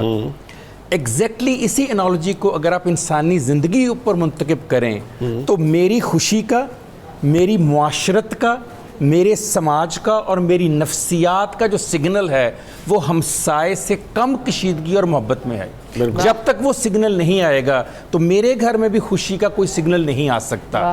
کمیونٹی کو مل کر کام کرنا ہوتا ہے. جب وہ کمیونٹی مل کر کام کرتی ہے, میں ہمیشہ کہتا ہوں کہ پڑوس یہ نہیں کہ دیوار کے پاس کوئی شخص رہ رہا ہے, پتہ نہیں کون رہ رہا ہے, نہیں. پڑوس یہ ہے کہ سماجی انشورنس ہے میری. آج میں نے کسی کے لیے قدم اٹھانا ہے, کسی کی مدد کرنی ہے, کسی کا چہرہ دیکھ کر مجھے پتہ لگ جانا چاہیے کہ میرے اس بھائی کو, میری اس بہن کو میری مدد کی ضرورت ہے. آپ نے تو کہا مدد دینے, میں کہتا ہوں مدد مانگنے کی بھی نوبت نہیں آنی چاہیے. مجھے چہرہ دیکھ کر, مجھے اس کا انداز دیکھ کر, مجھے اس کے السلام علیکم کا جواب دیتے ہوئے, میں نے اپنے بزرگوں کو دیکھا, السلام علیکم, وعلیکم السلام, کہتے ہیں آج تیرے وعلیکم السلام جو کھڑک نہیں ہے پتر کی گال ہے ادھر میرے کوڑا. اور ہمیشہ جب دکھ کی بات پوچھتے تھے تنہائی میں الگ لے جا کر پوچھتے تھے, خوشی میں پورے محلے میں مبارکباد دیتے تھے, مگر دکھ اور تکلیف میں تنہائی میں, تاکہ کسی اور کو محسوس نہ ہو. ایک ہاتھ سے ایسے دیتے تھے, گھر میں ہمیں بھی پتہ نہیں ہوتا تھا, اس وقت پتہ چلتا تھا جب کئی مہینے بعد دروازہ کھٹکتا تو کہتے تھے ساتھ والا آیا, کہتا تھا تمہارے دادا نے پیسے, دادا کو فوت ہوئے کو 4 ماہ ہو گئے, وہ پیسے لوٹانے آیا کہ آج میرے پاس تھے, مجھے انہوں نے دیے تھے. تب ہمیں پتہ چلتا تھا, پورے گھر کو بھی نہیں پتا. یہ تھا کہ ہمسائیگی جو آج اس جنریشن نے اس لیے کیا کہ میں نے اور آپ نے ڈیجیٹل ورلڈ میں ان کو لے جا کر ہم نے حقیقی زندگی سے دور کر کے ایک مصنوعی لائف جو ہے اس کو ہم پڑوسیوں کی اہمیت کیسے سکھا سکتے ہیں. میں یہی تو بتا رہا ہوں, اسی لیے میں نے جملہ بولا کہ جس طرح وائی فائی کا سگنل 1 سیکنڈ نہ آئے نا تو یہ بے چین ہو جاتے ہیں, نفسیاتی مریض بن جاتے ہیں. بار بار پیرنٹس سے کہیں گے وائی والے کو فون کرو, نیٹ والے کو فون کرو, نیٹ نہیں آ رہا, سگنل. ان کو بتائیے بیٹا اسی طرح میری اور تمہاری خوشی کے سگنل کا انحصار ہمسائے کے اوپر ہے. بیٹے آج اس کو مصیبت پڑی ہے, ہم نے سارے کام چھوڑ کر جانا ہے. کل جب تم گھر نہیں ہوگے, بیٹے بیٹی یونیورسٹی گئے ہوگے اور میرے دل کو تکلیف ہوگی تو انہوں نے آ کر مجھے سنبھالنا ہے, پھر تم آ کے ان کا شکریہ ادا کرو گے. بیٹے اس سے پہلے کہ وقت آئے ہمیں ان سب کی مدد کرنی ہے. اور ابھی جیسے مفتی نے بڑا پیارا کہا کہ ریڈیس میں 40 گھر, میں اکثر سوچتا ہوں اگر ہر شخص 40 گھروں کے ہمسائیگی کو سمجھ جائے تو معاشرہ جنت کا نمونہ نہ بن جائے. ہاں جی, کہتے ہیں جنت سب کی خوشی کا نام ہے, تو جب سب کی خوشی ہو جائے تو خود ہی دنیا ایک جنت بن جائے گی. پھر اس دنیا کو جب جنت بنا دیں گے تو پھر اللہ کتنا خوش ہوگا کہ جس کام کے لیے آدم کو بنایا گیا تھا, جس درد دل کے واسطے پیدا کیا انسان کو, ورنہ اطاعت کے لیے کچھ کم نہ تھے کروبیاں. درد دل تو وہی ہے جو آپ پڑوس کے لیے رکھتے ہیں اور وہ آپ کے لیے رکھتا ہے. مگر جو آج کا واقعہ ہے کہ وہ کہتے ہیں کہ حق ہمسائیگی یوں بھی تو ادا ہوتا ہے, دیوار بھی اونچی کر لی سورج کے روکنے کو. آج اس لیے نہیں آپ دیوار اونچی کرتے کہ آپ کی ضرورت ہے, اس لیے کرتے ہیں ہمسائے کے گھر کہیں سورج کی روشنی نہ چلی جائے. یہ دکھ کی بات ہے, اس سے نکالنے کی ضرورت ہے. بالکل, بہت خوب. ڈاکٹر صاحب آپ سے پوچھنا چاہوں گی کہ سوشل میڈیا نے اور جدید دور جو ہمارے پاس آ گیا ہے, طرز زندگی بدل گیا ہم کہیں گے, تو اس نے پڑوسیوں کے ساتھ ہمارے جو ریلیشنز ہیں اس پہ کیسے اثر کیا ہے؟ دیکھیں جی, جدید دور تو چلے ابھی ہم نے ڈسکس کیا, لیکن جو میڈیا کی بات ہے, میڈیا نے تو ہمیں ایک کمرے میں بھی ایک دوسرے سے علیحدہ کر دیا. تو ہمسایہ تو بالکل ہی, ہم باہر کی بات کر رہے ہیں نا, 2 دیواریں چھوڑنے کے بعد آ رہے ہیں, لیکن ہم تو اس اگر میڈیا کی اگر کمزوری دیکھیں, لیکن دوسری طرف ہمیں میڈیا یہ کہتا ہے, ہمیں گلوبلائزیشن یہ کہتی ہے کہ آپ کے ٹپ پہ پوری دنیا ہے. آپ کے ٹپ پہ پوری دنیا تو ہے, پر آپ کے دل میں آپ کا ساتھ والا ہمسایہ نہیں ہے. آپ کے دل میں, آپ کے لیے, آپ کے دل میں اس کے لیے جگہ ہی نہیں ہے. آپ اپنے دروازے بند کر رہے ہیں, آپ اپنے رستے علیحدہ کر رہے ہیں, آپ اپنی جگہوں کو, آپ دیکھیں پہلے اس طرح کیٹر آف نہیں ہوتا تھا. پہلے ہوتا تھا کہ ایک لان جا رہا ہے نا تو ساتھ والے کا بھی جا رہا ہوتا تھا, اور ایک ہی طرح کی گلی جاتی تھی, ایک ہی سب کے جاتی تھی. اب ہم اپنے اپنے حصے کو علیحدہ کر لیتے ہیں اور اپنے حصے کو صاف کرتے ہیں, جس طرح آپ نے شروع میں کہا, اور دوسرے کو ساتھ والے میں ڈال دیتے ہیں. جہاں تک آپ نے ڈیجیٹائلائزیشن کی بات کی, تو میں مفتی صاحب کی بات کو آگے بڑھاؤں گا کہ ہم اس کو دیکھیں جو ہم میڈیا پہ کر رہے ہیں, جو ہمارے فیس بک فرینڈز ہیں, جو ہمارے انسٹاگرام فرینڈز ہیں, جو ہمارے واٹس ایپ گروپ میں لوگ ہیں, ہم ان کے لیے کتنے سافٹ ہیں, ان کے لیے کتنے ہمدرد ہیں, ان کا کتنا خیال رکھ رہے ہیں.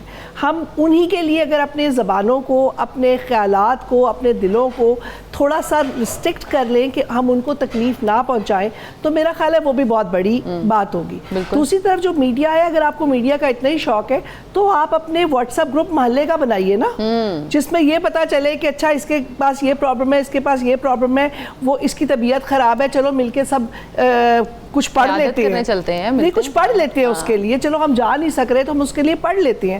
تو اس لیے میرے خیال میں میڈیا کو ہم خالی الزام نہیں دے سکتے. اور اوپر سے جو ابھی کاشف صاحب نے بات کی, تو تربیت بھی ہے. دیکھیں میں نے جب تک اپنے, ہمیں آخری وہ پوت تھے جس میں ہمارا گھر دوسرے گھر کے ساتھ جڑا ہوتا تھا, اور ہم ایک ہی چھت سے 3 گھروں میں چکر لگا لیتے تھے. آج لوگوں نے پسند دیکھی, ہم اس وقت اسی 4 گھروں سے گڈی لٹ کے آ جاتے ہوتے تھے. مطلب وہ وقت ہوتا تھا, اور نہ کبھی کسی نے آواز دی نہ کچھ, بار بار بال جاتا تھا, ہم بال واپس بھیج دیتے تھے.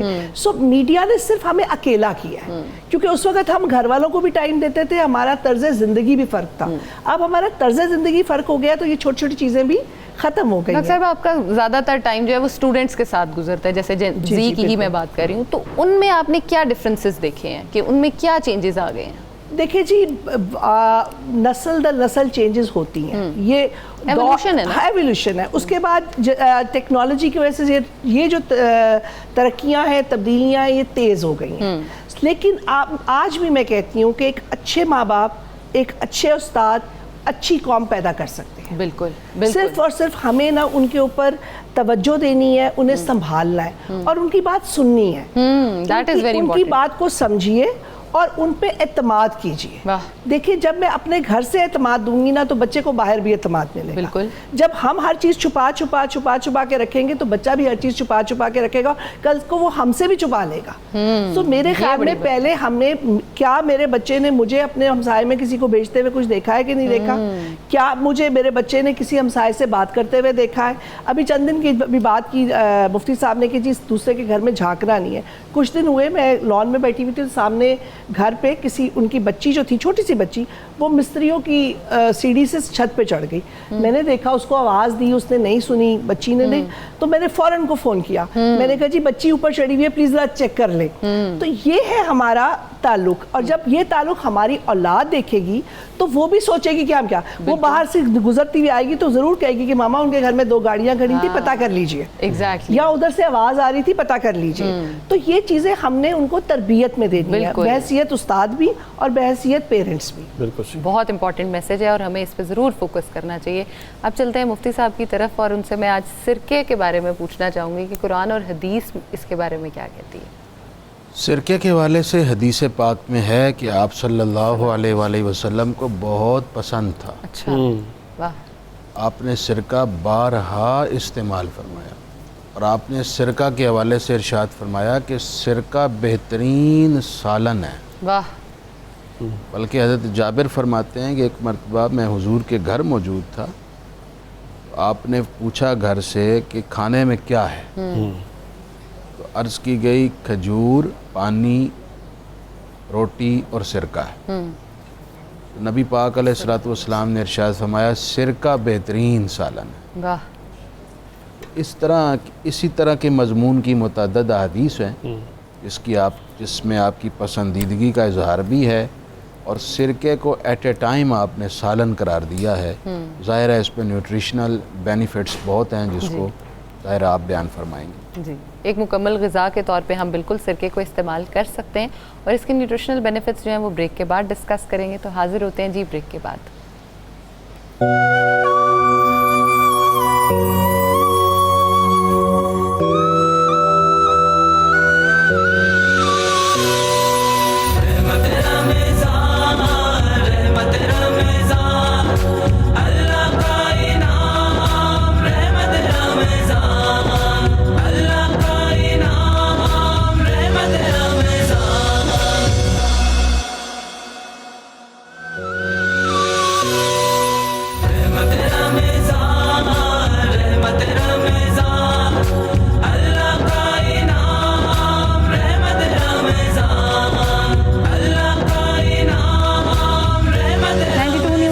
ٹرانسمیشن رحمت رمضان میں خوش آمدید، اور آج ہم بات کر رہے ہیں سرکے کے بارے میں۔ میں جب بھی سرکے کی بات کرتی ہوں تو لوگوں کا پہلا سوال جو میرے سے ہوتا ہے کیا ہم اس سے وزن کم کر سکتے ہیں، تو اسی سے ہی بات اپنی جو ہے نا وہ شروع کرتے ہیں۔ بالکل جی، سرکے سے وزن کم کیا جا سکتا ہے، لیکن انفارچونیٹلی جس طرح سے آپ سرکہ استعمال کر رہے ہیں اس طرح سے صرف آپ اپنے دانت اور اپنا جو ہے نا اسٹمک کی لائننگ اس کو ہی خراب کر رہے ہیں انفارچونیٹلی، اور کچھ بھی نہیں ہو رہا، کیونکہ لوگوں نے جو ہے نا وہ بہت زیادہ یہ ویڈیوز اور ٹپس دیکھ لی ہیں جس میں یہ ہے کہ جی صبح صبح اٹھیں، ایک گلاس پانی لیں، اس کے اندر 2 چمچ سرکہ ڈالیں، اس کو گھول کے اس کو پی لیں۔ اس سے سرکہ جو ہے وہ آپ کا ایسیڈک ہوتا ہے، جس کی وجہ سے آپ صبح صبح پیتے ہو، سب سے پہلے آپ کے پیٹ میں بھی کچھ ایسڈز ہوتے ہیں جن کو آپ HCl بولتے ہیں۔ سٹمک ایسیڈک ہوا تھا، آپ نے اوپر سے اور ایسڈ دے دیا، ایسیڈیٹی ہونے کے چانسز ڈبل ہو جاتے ہیں۔ دوسرا، اس کے ساتھ سٹمک کی جو لائننگ ہے وہ خراب ہونے کے چانسز بہت زیادہ ہو جاتے ہیں، جس کی وجہ سے ہم لوگوں میں السرز جو ہیں سٹمک کے وہ ہوتے بہت زیادہ دیکھ رہے ہیں۔ نمبر 3، آپ کے جو ٹوتھ انیمل ہے، جو دانتوں کی ایک لیئر ہے اوپر، وہ خراب ہو جاتی ہے۔ جی، تو اگر آپ نے استعمال کرنا ہے تو استعمال کرنے کے طریقہ جو ہے وہ یہ ہے، گلاس میں ہی پینا ہے تو اسٹرا کے ساتھ پئیں گے تاکہ دانتوں کے ساتھ کانٹیکٹ نہ ہو۔ نمبر 2، کچھ کھانے کے بعد استعمال کریں گے۔ نمبر 3، آپ کوئی سا بھی فریش سیلڈ جو ہے وہ بنا لیجئے اور اس کے اوپر آپ اپنا سرکہ جو ہے اس کو اسپرنکل کریں اور پھر اس کو انجوائے کریں۔ اس سے ہاں وزن ضرور کم ہوگا اگر آپ اس طرح سے استعمال کرو گے۔ دوسرے اس کے جو بینیفٹس ہیں اس میں یہ ہے کہ یہ آپ کی ڈائبٹیز جو ہے، جو شوگر کے پیشنٹس ہیں جن میں ٹائپ 2 اسپیشلی جو ڈائبٹیز ہے، جس کو ہم کہتے ہیں کہ 30 سے 40 سال کی عمر کے بعد جب ہوتی ہے، تو اگر آپ اس کو استعمال کرتے ہو تو آپ کی شوگر کو کنٹرول رکھنے میں، اس کو مینیج کرنے میں بالکل یہ آپ کے لیے کارآمد ہو سکتی ہے۔ جو لوگ گوشت کے بہت زیادہ شوقین ہیں اور انہیں یہ سمجھ نہیں آ رہا ہوتا کہ ہم نے گوشت کو کس طرح سے کم کرنا ہے، اپنے کولیسٹرول کے لیول ظاہر ہے ان کے بڑھنے شروع ہو جاتے ہیں، تو گوشت اگر کم نہیں کر پا رہے تو اس میں سرکے کا ساتھ جو ہے نا اس کو ایڈ آن کر لیجئے۔ وہ کیا کرے گا، آپ کے کولیسٹرول کے جو لیولز ہیں اس کو بھی کم کر دے گا۔ دوسرا، اپنی ساتھ فزیکل ایکٹیویٹی کو آپ رکھیں گے تو ہی زیادہ ہیلپ فل ہوگا۔ اس کے ساتھ ساتھ جن لوگوں کو بہت زیادہ بیکٹیریل جو ہے نا وہ الرجیز ہوتی رہتی ہیں اور ان کو سمجھ نہیں آتا کہ ہم نے بیکٹیریل اپنے جو ہے نا وہ ٹریٹمنٹ کس طرح سے کرنا ہے، تو اس میں بھی یہ بہت زبردست رول پلے کرتا ہے جو آپ کا سرکہ ہے، آپ اس کو استعمال کر سکتے ہو۔ اس کے ساتھ جیسے ایکنی ہو جاتی ہے اسکن پہ، تو اس کی اکثر ٹریٹمنٹ ہم نے دیکھی ہے کہ بیکٹیریا کو صاف کرنے کے لیے آپ کاٹن بڈ لے لو، اس کے اوپر اس کو سرکے کو اپنی بوٹل سے ڈائریکٹلی لگاؤ اور آپ اسکن پہ اگر لگاتے ہو تو آپ کی اسکن کے جتنے بیکٹیریاز ہوتے ہیں ہارمفل وہ کلیئر ہو جاتے ہیں، صاف ہو جاتے ہیں۔ اس کے ساتھ ساتھ آپ کی جو ہارٹ کی جو پیشنٹس ہیں ان کے لیے یہ بڑا زبردست ہوتا ہے۔ جب ہم دل کے مریضوں کی بات کرتے ہیں نا تو ہم وہاں پہ یہ بات کرتے ہیں کہ جی شریانیں بند ہو رہی تھیں، اس کی خون جو تھا نا وہ لوتھڑے سے بننے شروع ہو گئے تھے، کولیسٹرول جو تھا نا وہ نالیوں میں جمنا شروع ہو گیا تھا۔ یہ میں نارمل ٹرمز اس لیے یوز کرتی ہوں تاکہ آپ کو بات سمجھ میں آئے۔ آپ نے اگر وہ ان سبھی چیزوں کو ختم کرنا ہے تو سرکے کو آپ اپنے سالن کے اوپر بھی اسپرنکل کر کے بھی کھا سکتے ہو۔ اسپرنکل کرنے کا طریقہ بالکل سمپل ہے. ہمارے چائنیز جو کوزین ہے اس میں تو بہت زیادہ سرکہ واسٹ طرح سے یوز ہو رہا ہوتا ہے, تو آپ سالن میں بھی اس کو نارمل جو ہے اس میں ڈال سکتے ہو, یا پکانے کے بعد جیسے ہم آج کل جاتے ہیں نا تو سوشی کے ساتھ ہمیں سویا ساس ملتی ہے, تو آپ اس کا بھی استعمال وہاں پہ کر سکتے ہیں. اس کے ساتھ ساتھ آپ کی جو ایکسفولیشن ہے اسکن کی, بلڈ کی, آپ اس کے لیے بھی سرکے کو بالکل استعمال کر سکتے ہیں. سرکہ آپ کے لیے بےحد مفید ہے, تو اس کے استعمال کو لازمی طور پر بنائیں. اب ود مدر وداؤٹ مدر کی جو ہے نا اس میں وہ ٹرم یوز ہوتی ہیں جس سے لوگ بڑا پریشان ہوتے ہیں. سرکہ بہترین تو آف کورس وہی ہوگا جو سیب کے سرکے کی اگر بات کروں آپ گھر پہ بنا رہے ہو, لیکن اگر مارکیٹ سے آپ کو مل رہا ہے کسی بھی اچھے برانڈ کا لے لیجئے, لیکن استعمال ضرور کریں. تو منیرہ کیا کچھ یار زبردست کیا بنا دیا یار آج آپ نے. جی بالکل. سب سے پہلے تو بات کریں گے جو ہم نے 1 بائٹ برگرز بنائے تھے, جس میں کرنچی برگرز ہیں. اس کی فلنگز تھی, فلنگز میں تمام ویجیٹیبلس ہیں, جس میں آپ سرکے والا پیاز ہو تو وہ پھر اس کا ٹیسٹ اچھا ہوگا. میں ہمیشہ ریکمینڈ کرتی ہوں کہ پیاز جب بھی آپ کھائیں اس کو سرکے میں ڈپ کر کے کھائیں. سیکنڈلی قیمہ کریلے تھے, کریلے کی ٹپ بتا دی. کریلے کو آپ نے لیدر سے جب فرائی کرنا ہے تو وہ کوشش کریں وہ گیلے نہ ہو, بالکل خشک ہوں. گیلے اگر ہیں تو آپ اس کو کپڑے سے خشک کر لیں. ٹھیک ہے. تھرڈ جو ہمارا ٹرائفل تھا وہ ہم نے ٹرائفل بنایا, گارنش اس کی میں نے کریم سے کی ہے, ساتھ میں سبروسو کی کچوریاں بھی ہیں, ساتھ میں اسکنجبین بھی ہے. اور سرکے کے ساتھ ایک میں بھی ٹپ دینا چاہوں گی کہ جب بھی آپ سرکے کی کوئی ساس بنائیں تو سرکے کا جو سب سے دی بیسٹ کمبینیشن بنتا ہے وہ ہے ہنی. آپ ہنی کو ایڈ کریں اس کے ساتھ, سرکے کے ساتھ اس کی ساس بنا کے رکھیں, اپنی ڈریسنگ بنائیں, اپنے سیلڈس کے اوپر فریش جو لوگ سیلڈس کھاتے ہیں اس کے ساتھ ہلکا سا لیمن جوس ایڈ کریں, کالی مرچ ایڈ کریں, سالٹ ایڈ کریں, آپ کی بہترین ڈریسنگ.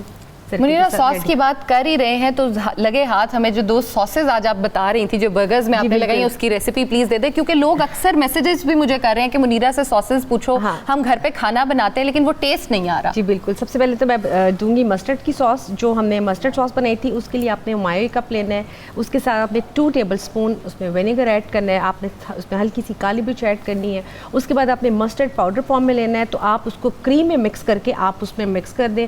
اگر آپ اس کی مسٹرڈ کی پیسٹ لیں تو پھر اس کو اس میں آپ مکس کر کے اس کو خوب بلینڈ کریں, اور تھوڑی سی کنسسٹنٹ کے لیے آپ اس میں 2 چمچ دودھ کے ایڈ کر دیں. آپ کی بہترین ساس ریڈی ہو جائے گی. اس کے ساتھ جو ہماری تھی دوسری کرش چلی والی ساس جو میں نے ریڈ ساس بنائی, وہ آپ نے کیچپ لینی ہے, اس میں آپ نے وینیگر, چلی ساس, ٹباسکو ساس, ساتھ میں کرش چلی ایڈ کرنی ہے, وینیگر ایڈ کرنا ہے, ہلکی سی شوگر ایڈ کرنی ہے, خوب پھیرنا ہے, اور آپ کی جو ساس ہے وہ اچھی خاصی کوانٹٹی میں بن جائے گی. اور آپ کا جو ٹیسٹ جو برگر ہے جو آپ باہر کھاتے ہیں بالکل گھر میں ریسٹورینٹ سے آپ کو وہ ٹیسٹ ملے گا. بہت زبردست منیرہ نے ہمیں ٹپس دی ہیں, جس میں آپ ناظرین دیکھ رہے ہیں کہ کوئی بہت زیادہ ہمیں جو ہے وہ انگریڈینٹس بھی نہیں چاہیے, بڑے سمپل انگریڈینٹس ہمارے گھر میں موجود ہیں, صرف ان کو مکس اینڈ میچ کرنا ہے اور ہم نے بڑا زبردست سا ٹیسٹ بنا لینا ہے. تو آپ بھی ان کو انجوائے کر رہے ہیں, ریسیپیز کو ہمیں لازمی طور پہ بتائیے گا. اور جو میٹھے پہ آپ نے 2 شیپس دی ہیں, اس کا کیا تھوڑا سا بتائیں مجھے. جی بالکل. یہ جو آج کل چاکلیٹس بہت بچے بھی شوق سے کھاتے ہیں, گھر میں بھی بہت پسند کی جاتی ہے, تو میں نے سوچا کہ بجائے ہم ایک پوری کھا لیتے ہیں, بچوں کو کھلا دیتے ہیں, ہم اس کے چنکس بنا کے ان کی پریزنٹیشن ایسی بنائی ہے کہ میں نے اس کو کریم, آل پرس کریم کے ساتھ اس کو میں نے اس کی گارنش کی ہے چاکلیٹ کے ساتھ, دونوں طریقوں سے. اور آپ کو ہمیشہ پتہ ہے کہ جب بھی کوئی چیز آپ کو پسند کی جاتی ہے اس کی پریزنٹیشن جتنی اچھی ہونی چاہیے وہ ذائقے میں بھی اتنی اچھی ہونی چاہیے. تو کوشش کرتے ہیں پہلے ہم آنکھوں سے کھاتے ہیں, آنکھوں سے اچھا لگے تو ہی ہم اسے کنزیوم کرتے ہیں. بڑا زبردست جو ہے وہ ٹیبل سجا ہوا ہے, بس چند ہی لمحات رہ گئے ہیں, اس کے بعد ہم انجوائے کریں گے. آپ بھی یہ چیزیں ٹرائی کریں اور ہمیں بتائیے گا. جی ڈاکٹر صاحب. جی محمد ریحان وہم نوا ناد علیجن مظہر العجائب, اور ساتھ اسماء گرامی ائمہ اہل بیت علیہم السلام, اور ان کے ساتھ گزارش ہوگی مفتی محمد فاروق القادری صاحب سے کہ وہ قصیدہ غوثیہ کے کچھ اشعار ارشاد فرمائیں گے اور ساتھ دعا فرمائیں گے.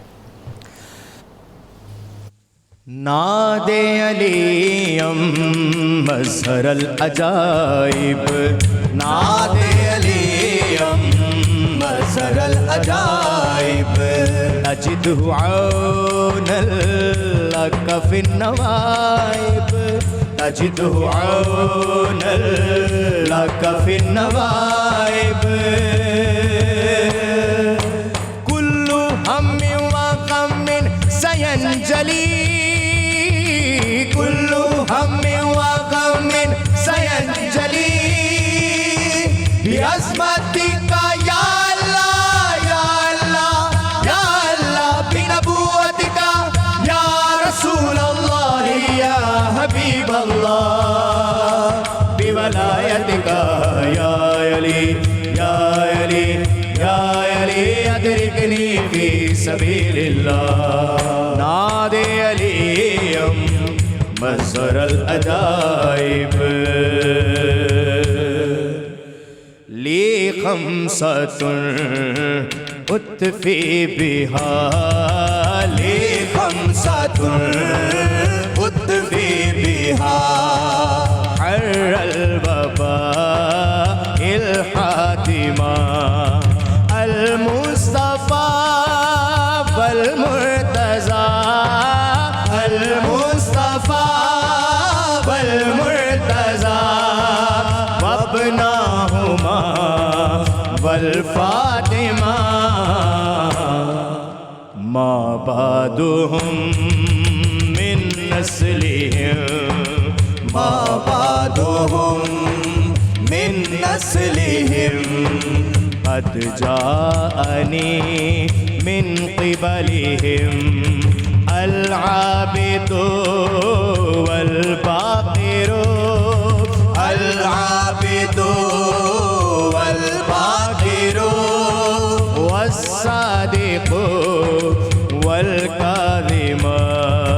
ثم الرضا ثم التقي، ثم الرضا ثم التقي، ثم النقي ثم عسكري، ثم مهدي هاديا، ثم مهدي هاديا حضرت امام الفاطمہ.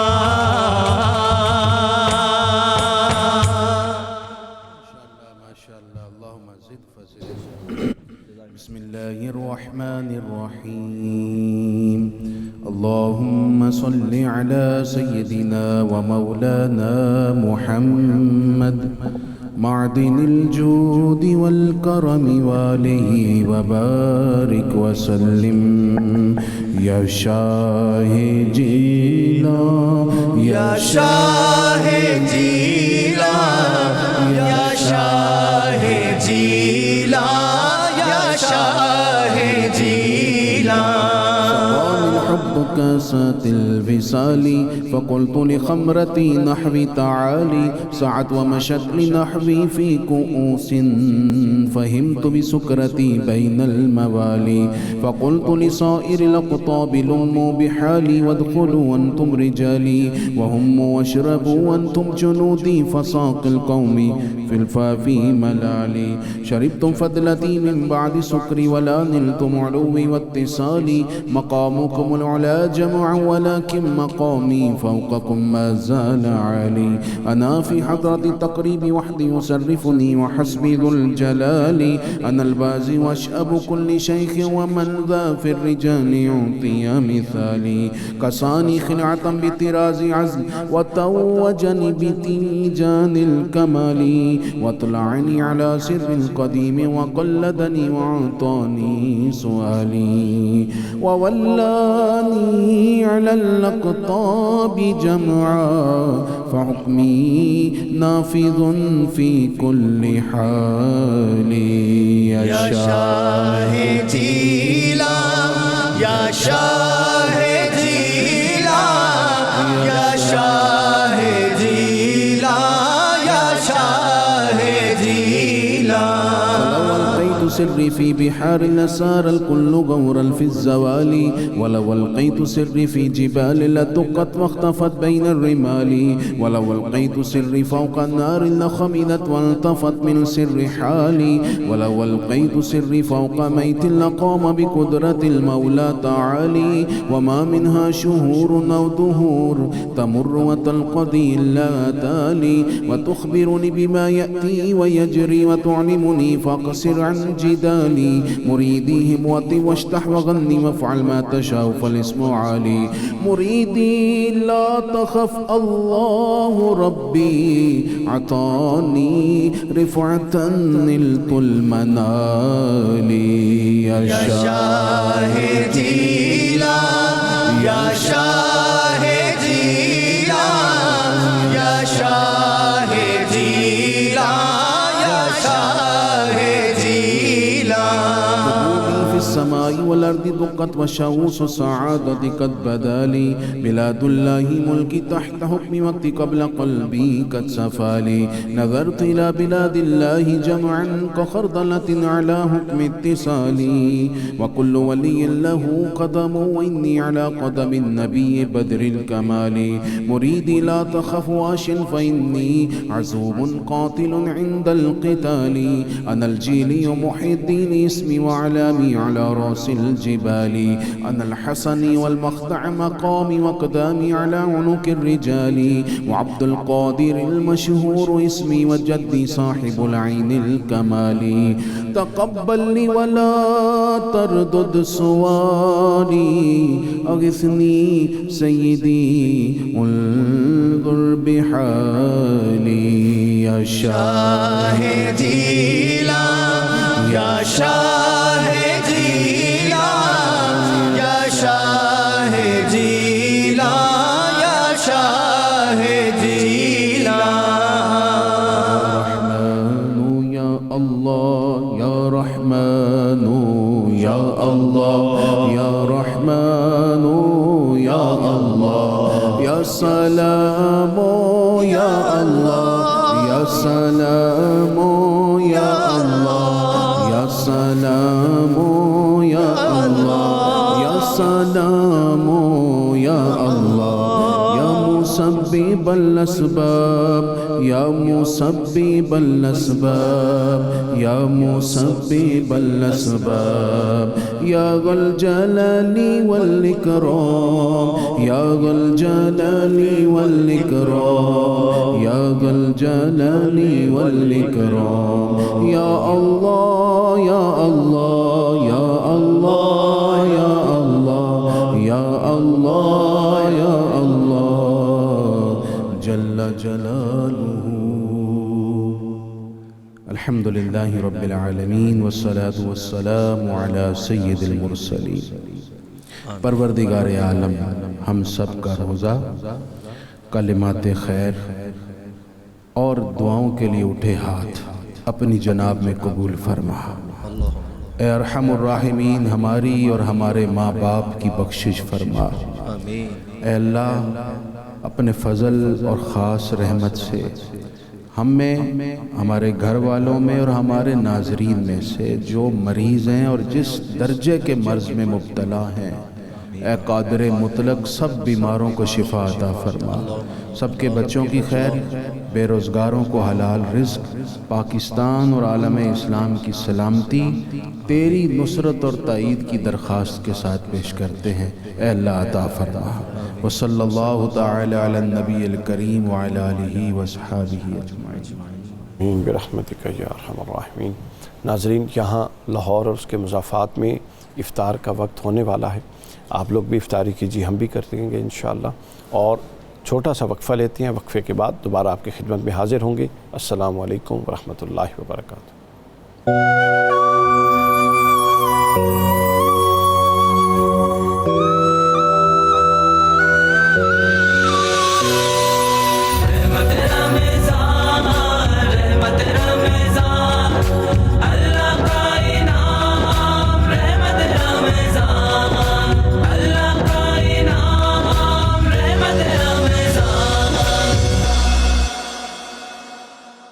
مفتی فاروق القادری صاحب، یہ فرمائیے کہ پڑوسی کے گھریلو معاملات میں نصیحت کی حد تک تو اسلام اجازت دیتا ہے، لیکن بعض کیسز میں پریکٹیکلی یہ دیکھنے میں آیا ہے اور کئی ایسی خبریں بھی چھپتی رہتی ہیں کہ وہ نصیحت مداخلت کی حد تک بڑھتی ہے اور مداخلت پھر غلط نتائج دیتی ہے، جس سے ان کی اپنی وہ جو نجی وہ کیا کہتے ہیں پرائیویسی ہے وہ قائم نہیں رہتی۔ تو اس حوالے سے کیا حدود و قیود ہیں کہ آپ نے کسی کو اگر نصیحت کرنی ہے تو مداخلت نہ بن جائے نا وہ نصیحت؟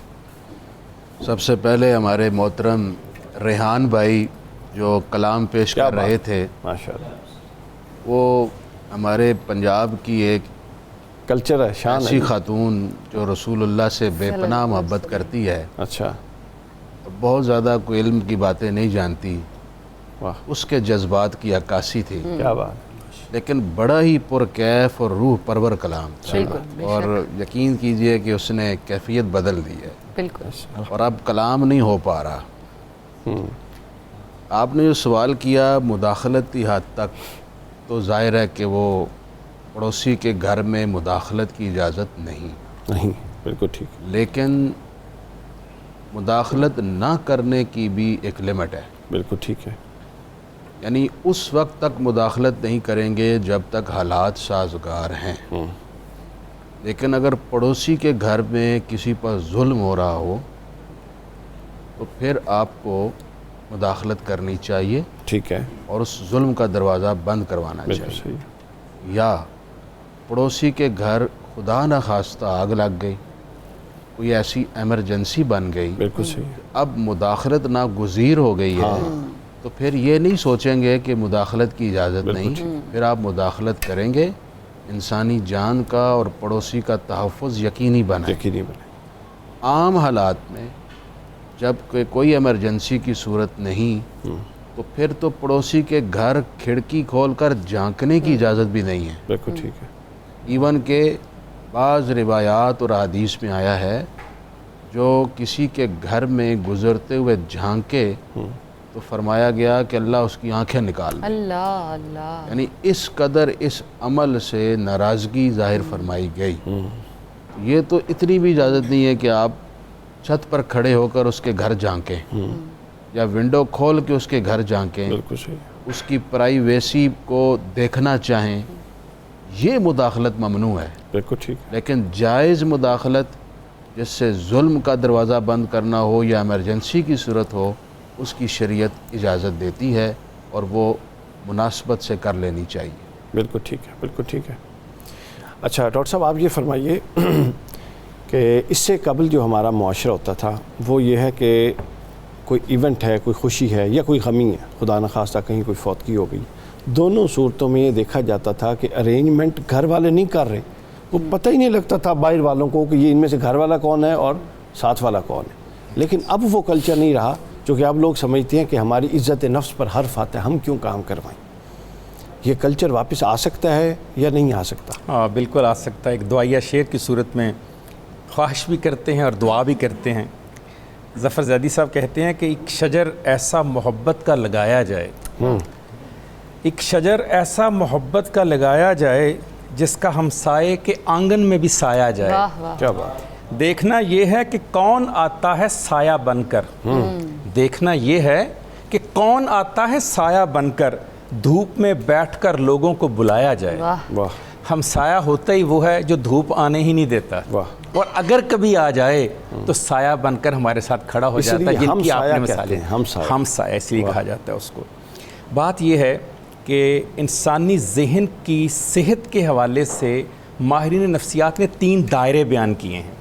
جو پہلا دائرہ ہے وہ کہلاتا ہے خاندان، دوسرا کہلاتا ہے پڑوس، اور تیسرا کہلاتا ہے معاشرہ۔ اس میں جو پڑوس ہے اگر وہاں پر کشیدگی ہو جائے، حالات خراب ہو جائیں اور وہ والی رسمیں اور وہ والا کلچر نہ رہے جس کا بھی آپ حوالہ دے رہے تھے اپنے سوال میں، تو کیا ہوتا ہے؟ ذہنی دباؤ پیدا ہوتا ہے۔ دنیا بھر کی ریسرچز یہ بتاتی ہیں کہ جب آپ ہمسایوں سے سلام دعا لیتے رہتے ہیں، اچھے تو کارڈیل ریلیشن شپ ہوتے ہیں، تو اس سے ڈپریشن اور تنہائی بہت کم ہوتی ہے۔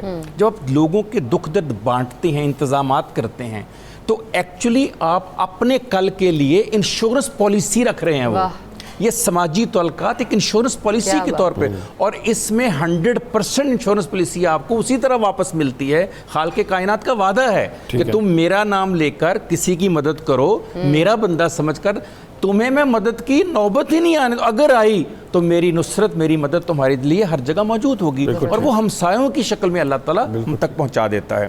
عربی میں ایک بڑا مشہور محاورہ ایڈیم بولا جاتا ہے، وہ کہتے ہیں پہلے پڑوسی تلاش کرو، مکان بعد میں ڈھونڈ لینا۔ اتنی اہم چیز ہے یہ، اور ذہنی صحت کے لیے اتنا ضروری ہے کہ اگر خدا نہ خواستہ کوئی ایسا ہمسایہ آپ کو مل جائے، جیسے آپ نے اشارہ کیا کہ اب وہ ایک دوسرے کا پتہ نہیں۔ ابھی تھوڑے دن پہلے میرے ایک بہت قریبی دوست کو ایک بہت بڑی کالونی میں رات 2 بجے جب اٹیک ہوا تو ان کی وائف نے ارد گرد کے کوئی 10-12 گھروں کی بیل دی اور رو کر کہا کہ میرے ہسبینڈ، کیونکہ ان کے بچے باہر ہوتے ہیں کینیڈا اور آسٹریلیا، تو کسی نے دروازہ نہیں کھولا۔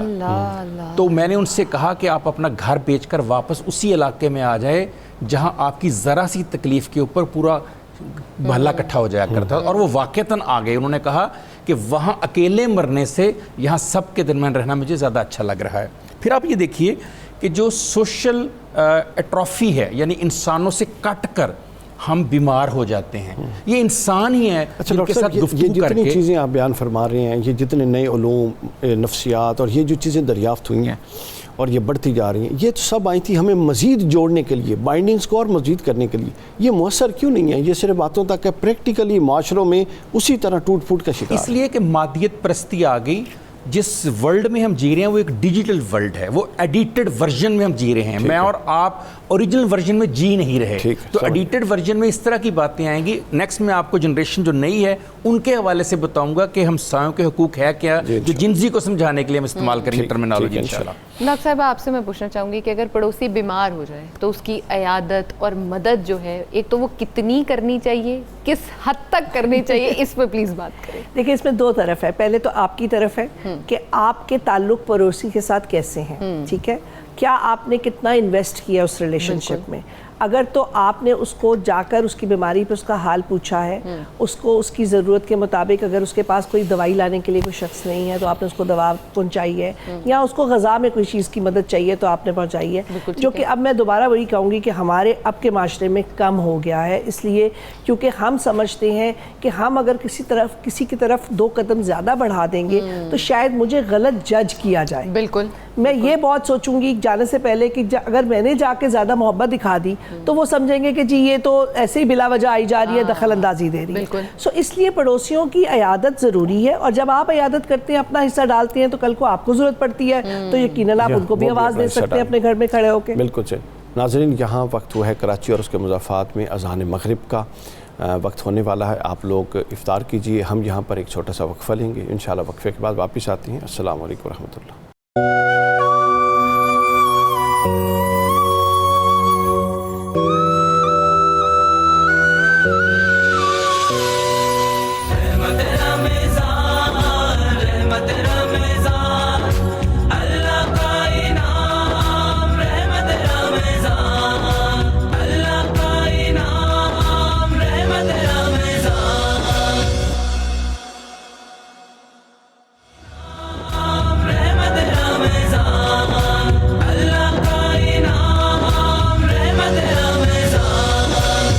رمضان میں خوش آمدید.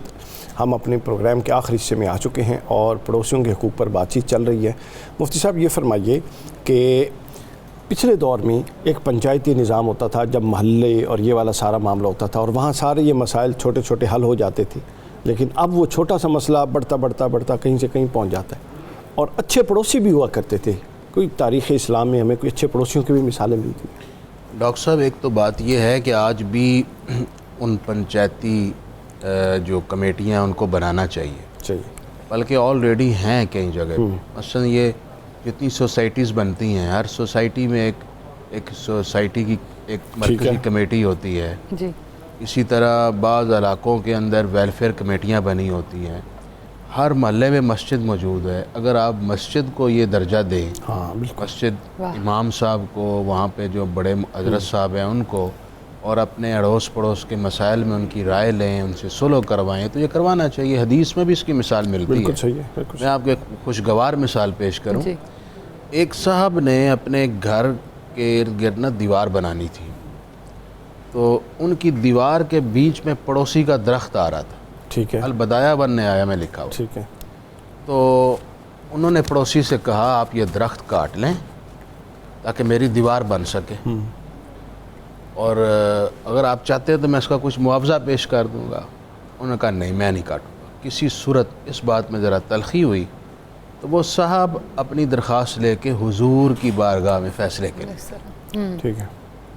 رحمت کائنات. اچھا، اب وہ لڑے نہیں آپس میں، ایک دوسرے کے گریبان نہیں پکڑے، اب اس مسئلہ کا حل کرانے حضور کی خدمت میں آئے. یہ ہے پنچایتی کمیٹیوں کی، یہ روح ہے اس کی. بالکل صحیح. سرکار کریم علیہ السلام نے پڑوسی کو بلایا، ان سے فرمایا ان کی حاجت ہے، آپ درخت کاٹ لیجئے، اور اگر آپ معاوضہ چاہتے ہیں تو لے لیجئے، بڑی معقول بات ہے. انہوں نے کہا جی میں ایسے نہیں کروں گا، میں نہ درخت کاٹوں گا نہ میں معاوضہ لوں گا. اچھا.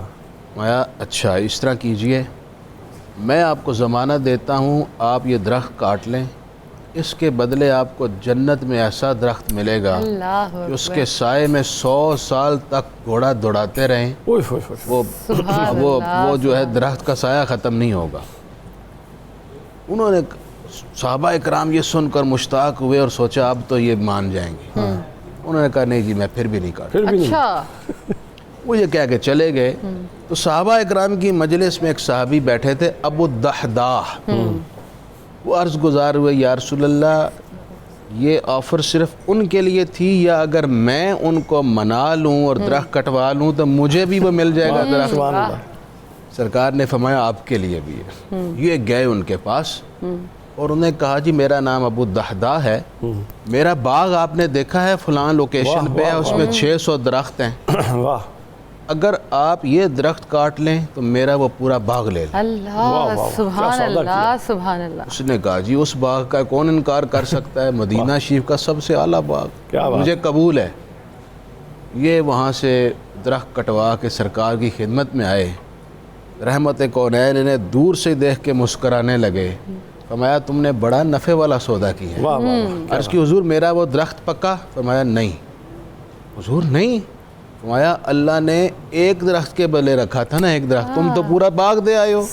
اللہ نے تمہارے لیے ایسا باغ مختص کر دیا ہے جس کے درختوں کو گنا ہی نہیں جا سکتا۔ یہ جذبہ تھا رحمت کونین کی مجلس میں، پڑوسیوں کے لیے اس قدر ہمدردی اور ایک دوسرے کے ساتھ تعاون کی کیفیتیں۔ جی ڈاکٹر صاحب آپ کا کلوزنگ نوٹ کیا ہوگا اس میں؟ جی پہلی بات تو یہ کہ پڑوسی ایک تھرموسٹیٹ کی طرح ہوتے ہیں، جیسے تھرموسٹیٹ خوشگواریت پیدا کرتا ہے نا، یہ بھی خوشگواریت پیدا کرتے ہیں۔ میں ایک جملہ بولنے لگا ہوں، اگر آپ اور آپ کے بچے پڑوسی کو نہیں جانتے تو آپ کمیونٹی اور گھر میں نہیں رہ رہے، آپ مکانوں میں رہ رہے ہیں۔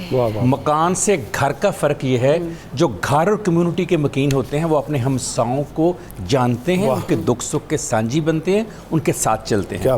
ایک اچھا پڑوسی اللہ کی طرف سے نعمت ہے، اور ایک اچھا محلہ معاشرے کی پہلی یونیورسٹی ہے۔ جو بچے اپنے ان محلوں سے ٹریننگ لے کر نکلتے ہیں، میں آپ کو 54 سال کی عمر میں اپنے تجربے سے بتا سکتا ہوں، پڑھاتے ہوئے مجھے 29 سال ہو گئے ہیں، وہ بچے نہایت اچھے طالب علم ہوتے ہیں۔ اس کی ایموشنل انٹیلیجنس یعنی جذباتی جو ذہانت ہے ان بچوں کی، اور معاملہ فہمی اور ڈیسیژن میکنگ عام بچوں سے کہیں زیادہ ہوتی ہے۔ وہ پرابلم سالونگ اور ڈیسیژن میکنگ میں عام بچوں سے زیادہ تجربہ کار ہوتے ہیں، کیونکہ انہوں نے محلے کے ان بڑوں کی پنچایت سسٹم میں بیٹھ کر سیکھا ہوتا ہے۔ اور ابھی آپ نے پنچایت کا سوال کیا تو صرف آپ کے پروگرام کے لیے اسپیشل میں ہائی کورٹ ریکویسٹ کی تھی، اور آج انہوں نے انفارمیشن مجھے دے دی۔ انہوں نے کہا پاکستان کی سر عدالتوں میں سننے کی بات ہے 20 سے 30% کیسز صرف ہمسایوں کے خلاف ہیں۔ یہ ڈیٹا میں آپ کو دے رہا ہوں 100% شورٹی کے ساتھ۔ اور دوسرا پاکستان کا ایک ریکارڈ سنیے، وہ بھی میں نے آج صبح ہی وصول کیا، کہ 40% وہ لوگ جن کی ہمسایوں کے ساتھ کشیدگی ہے وہ لوگ ڈاکٹر سے رجوع کرتے ہیں۔ اگر آپ ڈاکٹر سے بچنا چاہتے ہیں اور عدالتوں میں کیسز سے بچنا چاہتے ہیں تو پلیز ہمسایوں کے ساتھ اچھا سلوک کیجئے، نہ صرف اس دنیا میں آپ کو فائدہ ہوگا، آخرت میں رحمت کونین آپ کے سفارشی بنیں گے، اور اللہ تعالیٰ آپ کو اس پہ معاف بھی فرمائے گا اور آپ کے درجات بھی بلند فرمائے گا۔ زبردست۔ ڈاکٹر صاحبہ آپ استاد بھی ہیں، ڈاکٹر بھی ہیں، ماں بھی ہیں ظاہر ہے، اور ایک پڑوسی بھی ہیں، اور امید ہے اچھی ہی پڑوسی ہوگی۔ تو مجھے پلیز یہ بتائیں کہ اپنے بچوں کو اور اپنے اسٹوڈنٹس کو، جو بچوں میں جین زی میں میسیج جو کیا آپ دینا چاہیں گے کہ کیسا سلوک رکھا جائے؟ دیکھیے جی، جین زی کے لیے تو یہی ہے کہ ہم اپنے دل کشادہ کریں گے، ہم اپنے دروازے کھولیں گے تو پھر بچوں کے دل بھی کشادہ ہوں گے اور دروازے کھولیں گے۔ اور جین زی جس پوائنٹ پہ آئی ہے وہ نیچے سے آئی ہے، سو میرے خیال میں جین زی پہ تو ہم نے ضرور سمجھانا ہے، بتانا ہے، اور ان کا وہ انٹرسٹ پیدا کرنا ہے جو ان کا انٹرسٹ اس طرف اٹریکٹ کرے ان کو ہمسایوں میں۔ جس طرح ان کی عمر کے بچے ہیں، ان کی عمر کی بچیوں کی دوستیاں، بچوں کے دوستیاں، جس طرح نماز پڑھنے جا رہے ہیں، تراویح آج کل کے تراویح کے لیے جاتے ہیں تو کٹھے جائیے، آئیے، عید پہ کٹھے جانے کی کوشش کیجیے۔ تو اس طرح بچوں میں جو ایک دوری آ گئی ہوئی ہے اس کو آپ واپس لے آتے ہیں۔ ڈاکٹر صاحبہ آپ یہ کہنا چاہ رہی ہیں کہ گڈیوں والا سسٹم جو ہے نا وہ دوبارہ شروع کرنا پڑے گا۔ واہ کیا بات ہے ڈاکٹر صاحبہ آپ کی۔ اسی کے ساتھ جو ہے ہمارا پروگرام جو ہے وہ اپنے اختتام کو پہنچتا ہے، اور وہی ڈاکٹر صاحبہ والا خوبصورت میسیج آگے کنٹینیو کرنا چاہوں گی کہ یقین کیجئے الگ الگ رہیں گے نا تو آپ کو توڑنا بکھیرنا آسان ہے، ساتھ مل جل کر رہیں گے، اپنے بچوں میں یہ چیز ایک بلڈ کر کے جائیں گے نا، تو آپ بھی یقین کریں ایک زرخیز معاشرہ بنا کر جائیں گے، تو اسی معاشرے میں پھلتا پھولتا انسان اچھا بھی لگتا ہے، اور اپنا بڑھاپا جو ہے وہ آپ سیکیور ایسے ہی کر سکتے ہیں۔ بالکل، ہمیں پڑوسیوں کے ساتھ آج سے اچھے سلوک کی نیت بھی کرنی ہے اور اچھے سلوک کا آغاز بھی کرنا ہے، اور اگر کوئی کہیں ناراضگی ہے تو اس کے خاتمے کی بھی کوشش کرنی ہے۔ پروگرام کے اختتام ہے، تمام مہمانان گرامی کا بہت شکریہ، آپ لوگ تشریف لائے، اور میں ریکویسٹ کروں گا محترم ریحان روفی صاحب سے کہ ایک کلام پیش کیجئے۔ یہاں پروگرام کا اختتام ہوا چاہتا ہے، اور ہم انشاءاللہ کل نئے موضوع کے ساتھ آپ کی خدمت میں دوبارہ حاضر ہوں گے۔ کل تک کے لیے اجازت دیجیے۔ السلام علیکم ورحمۃ اللہ وبرکاتہ۔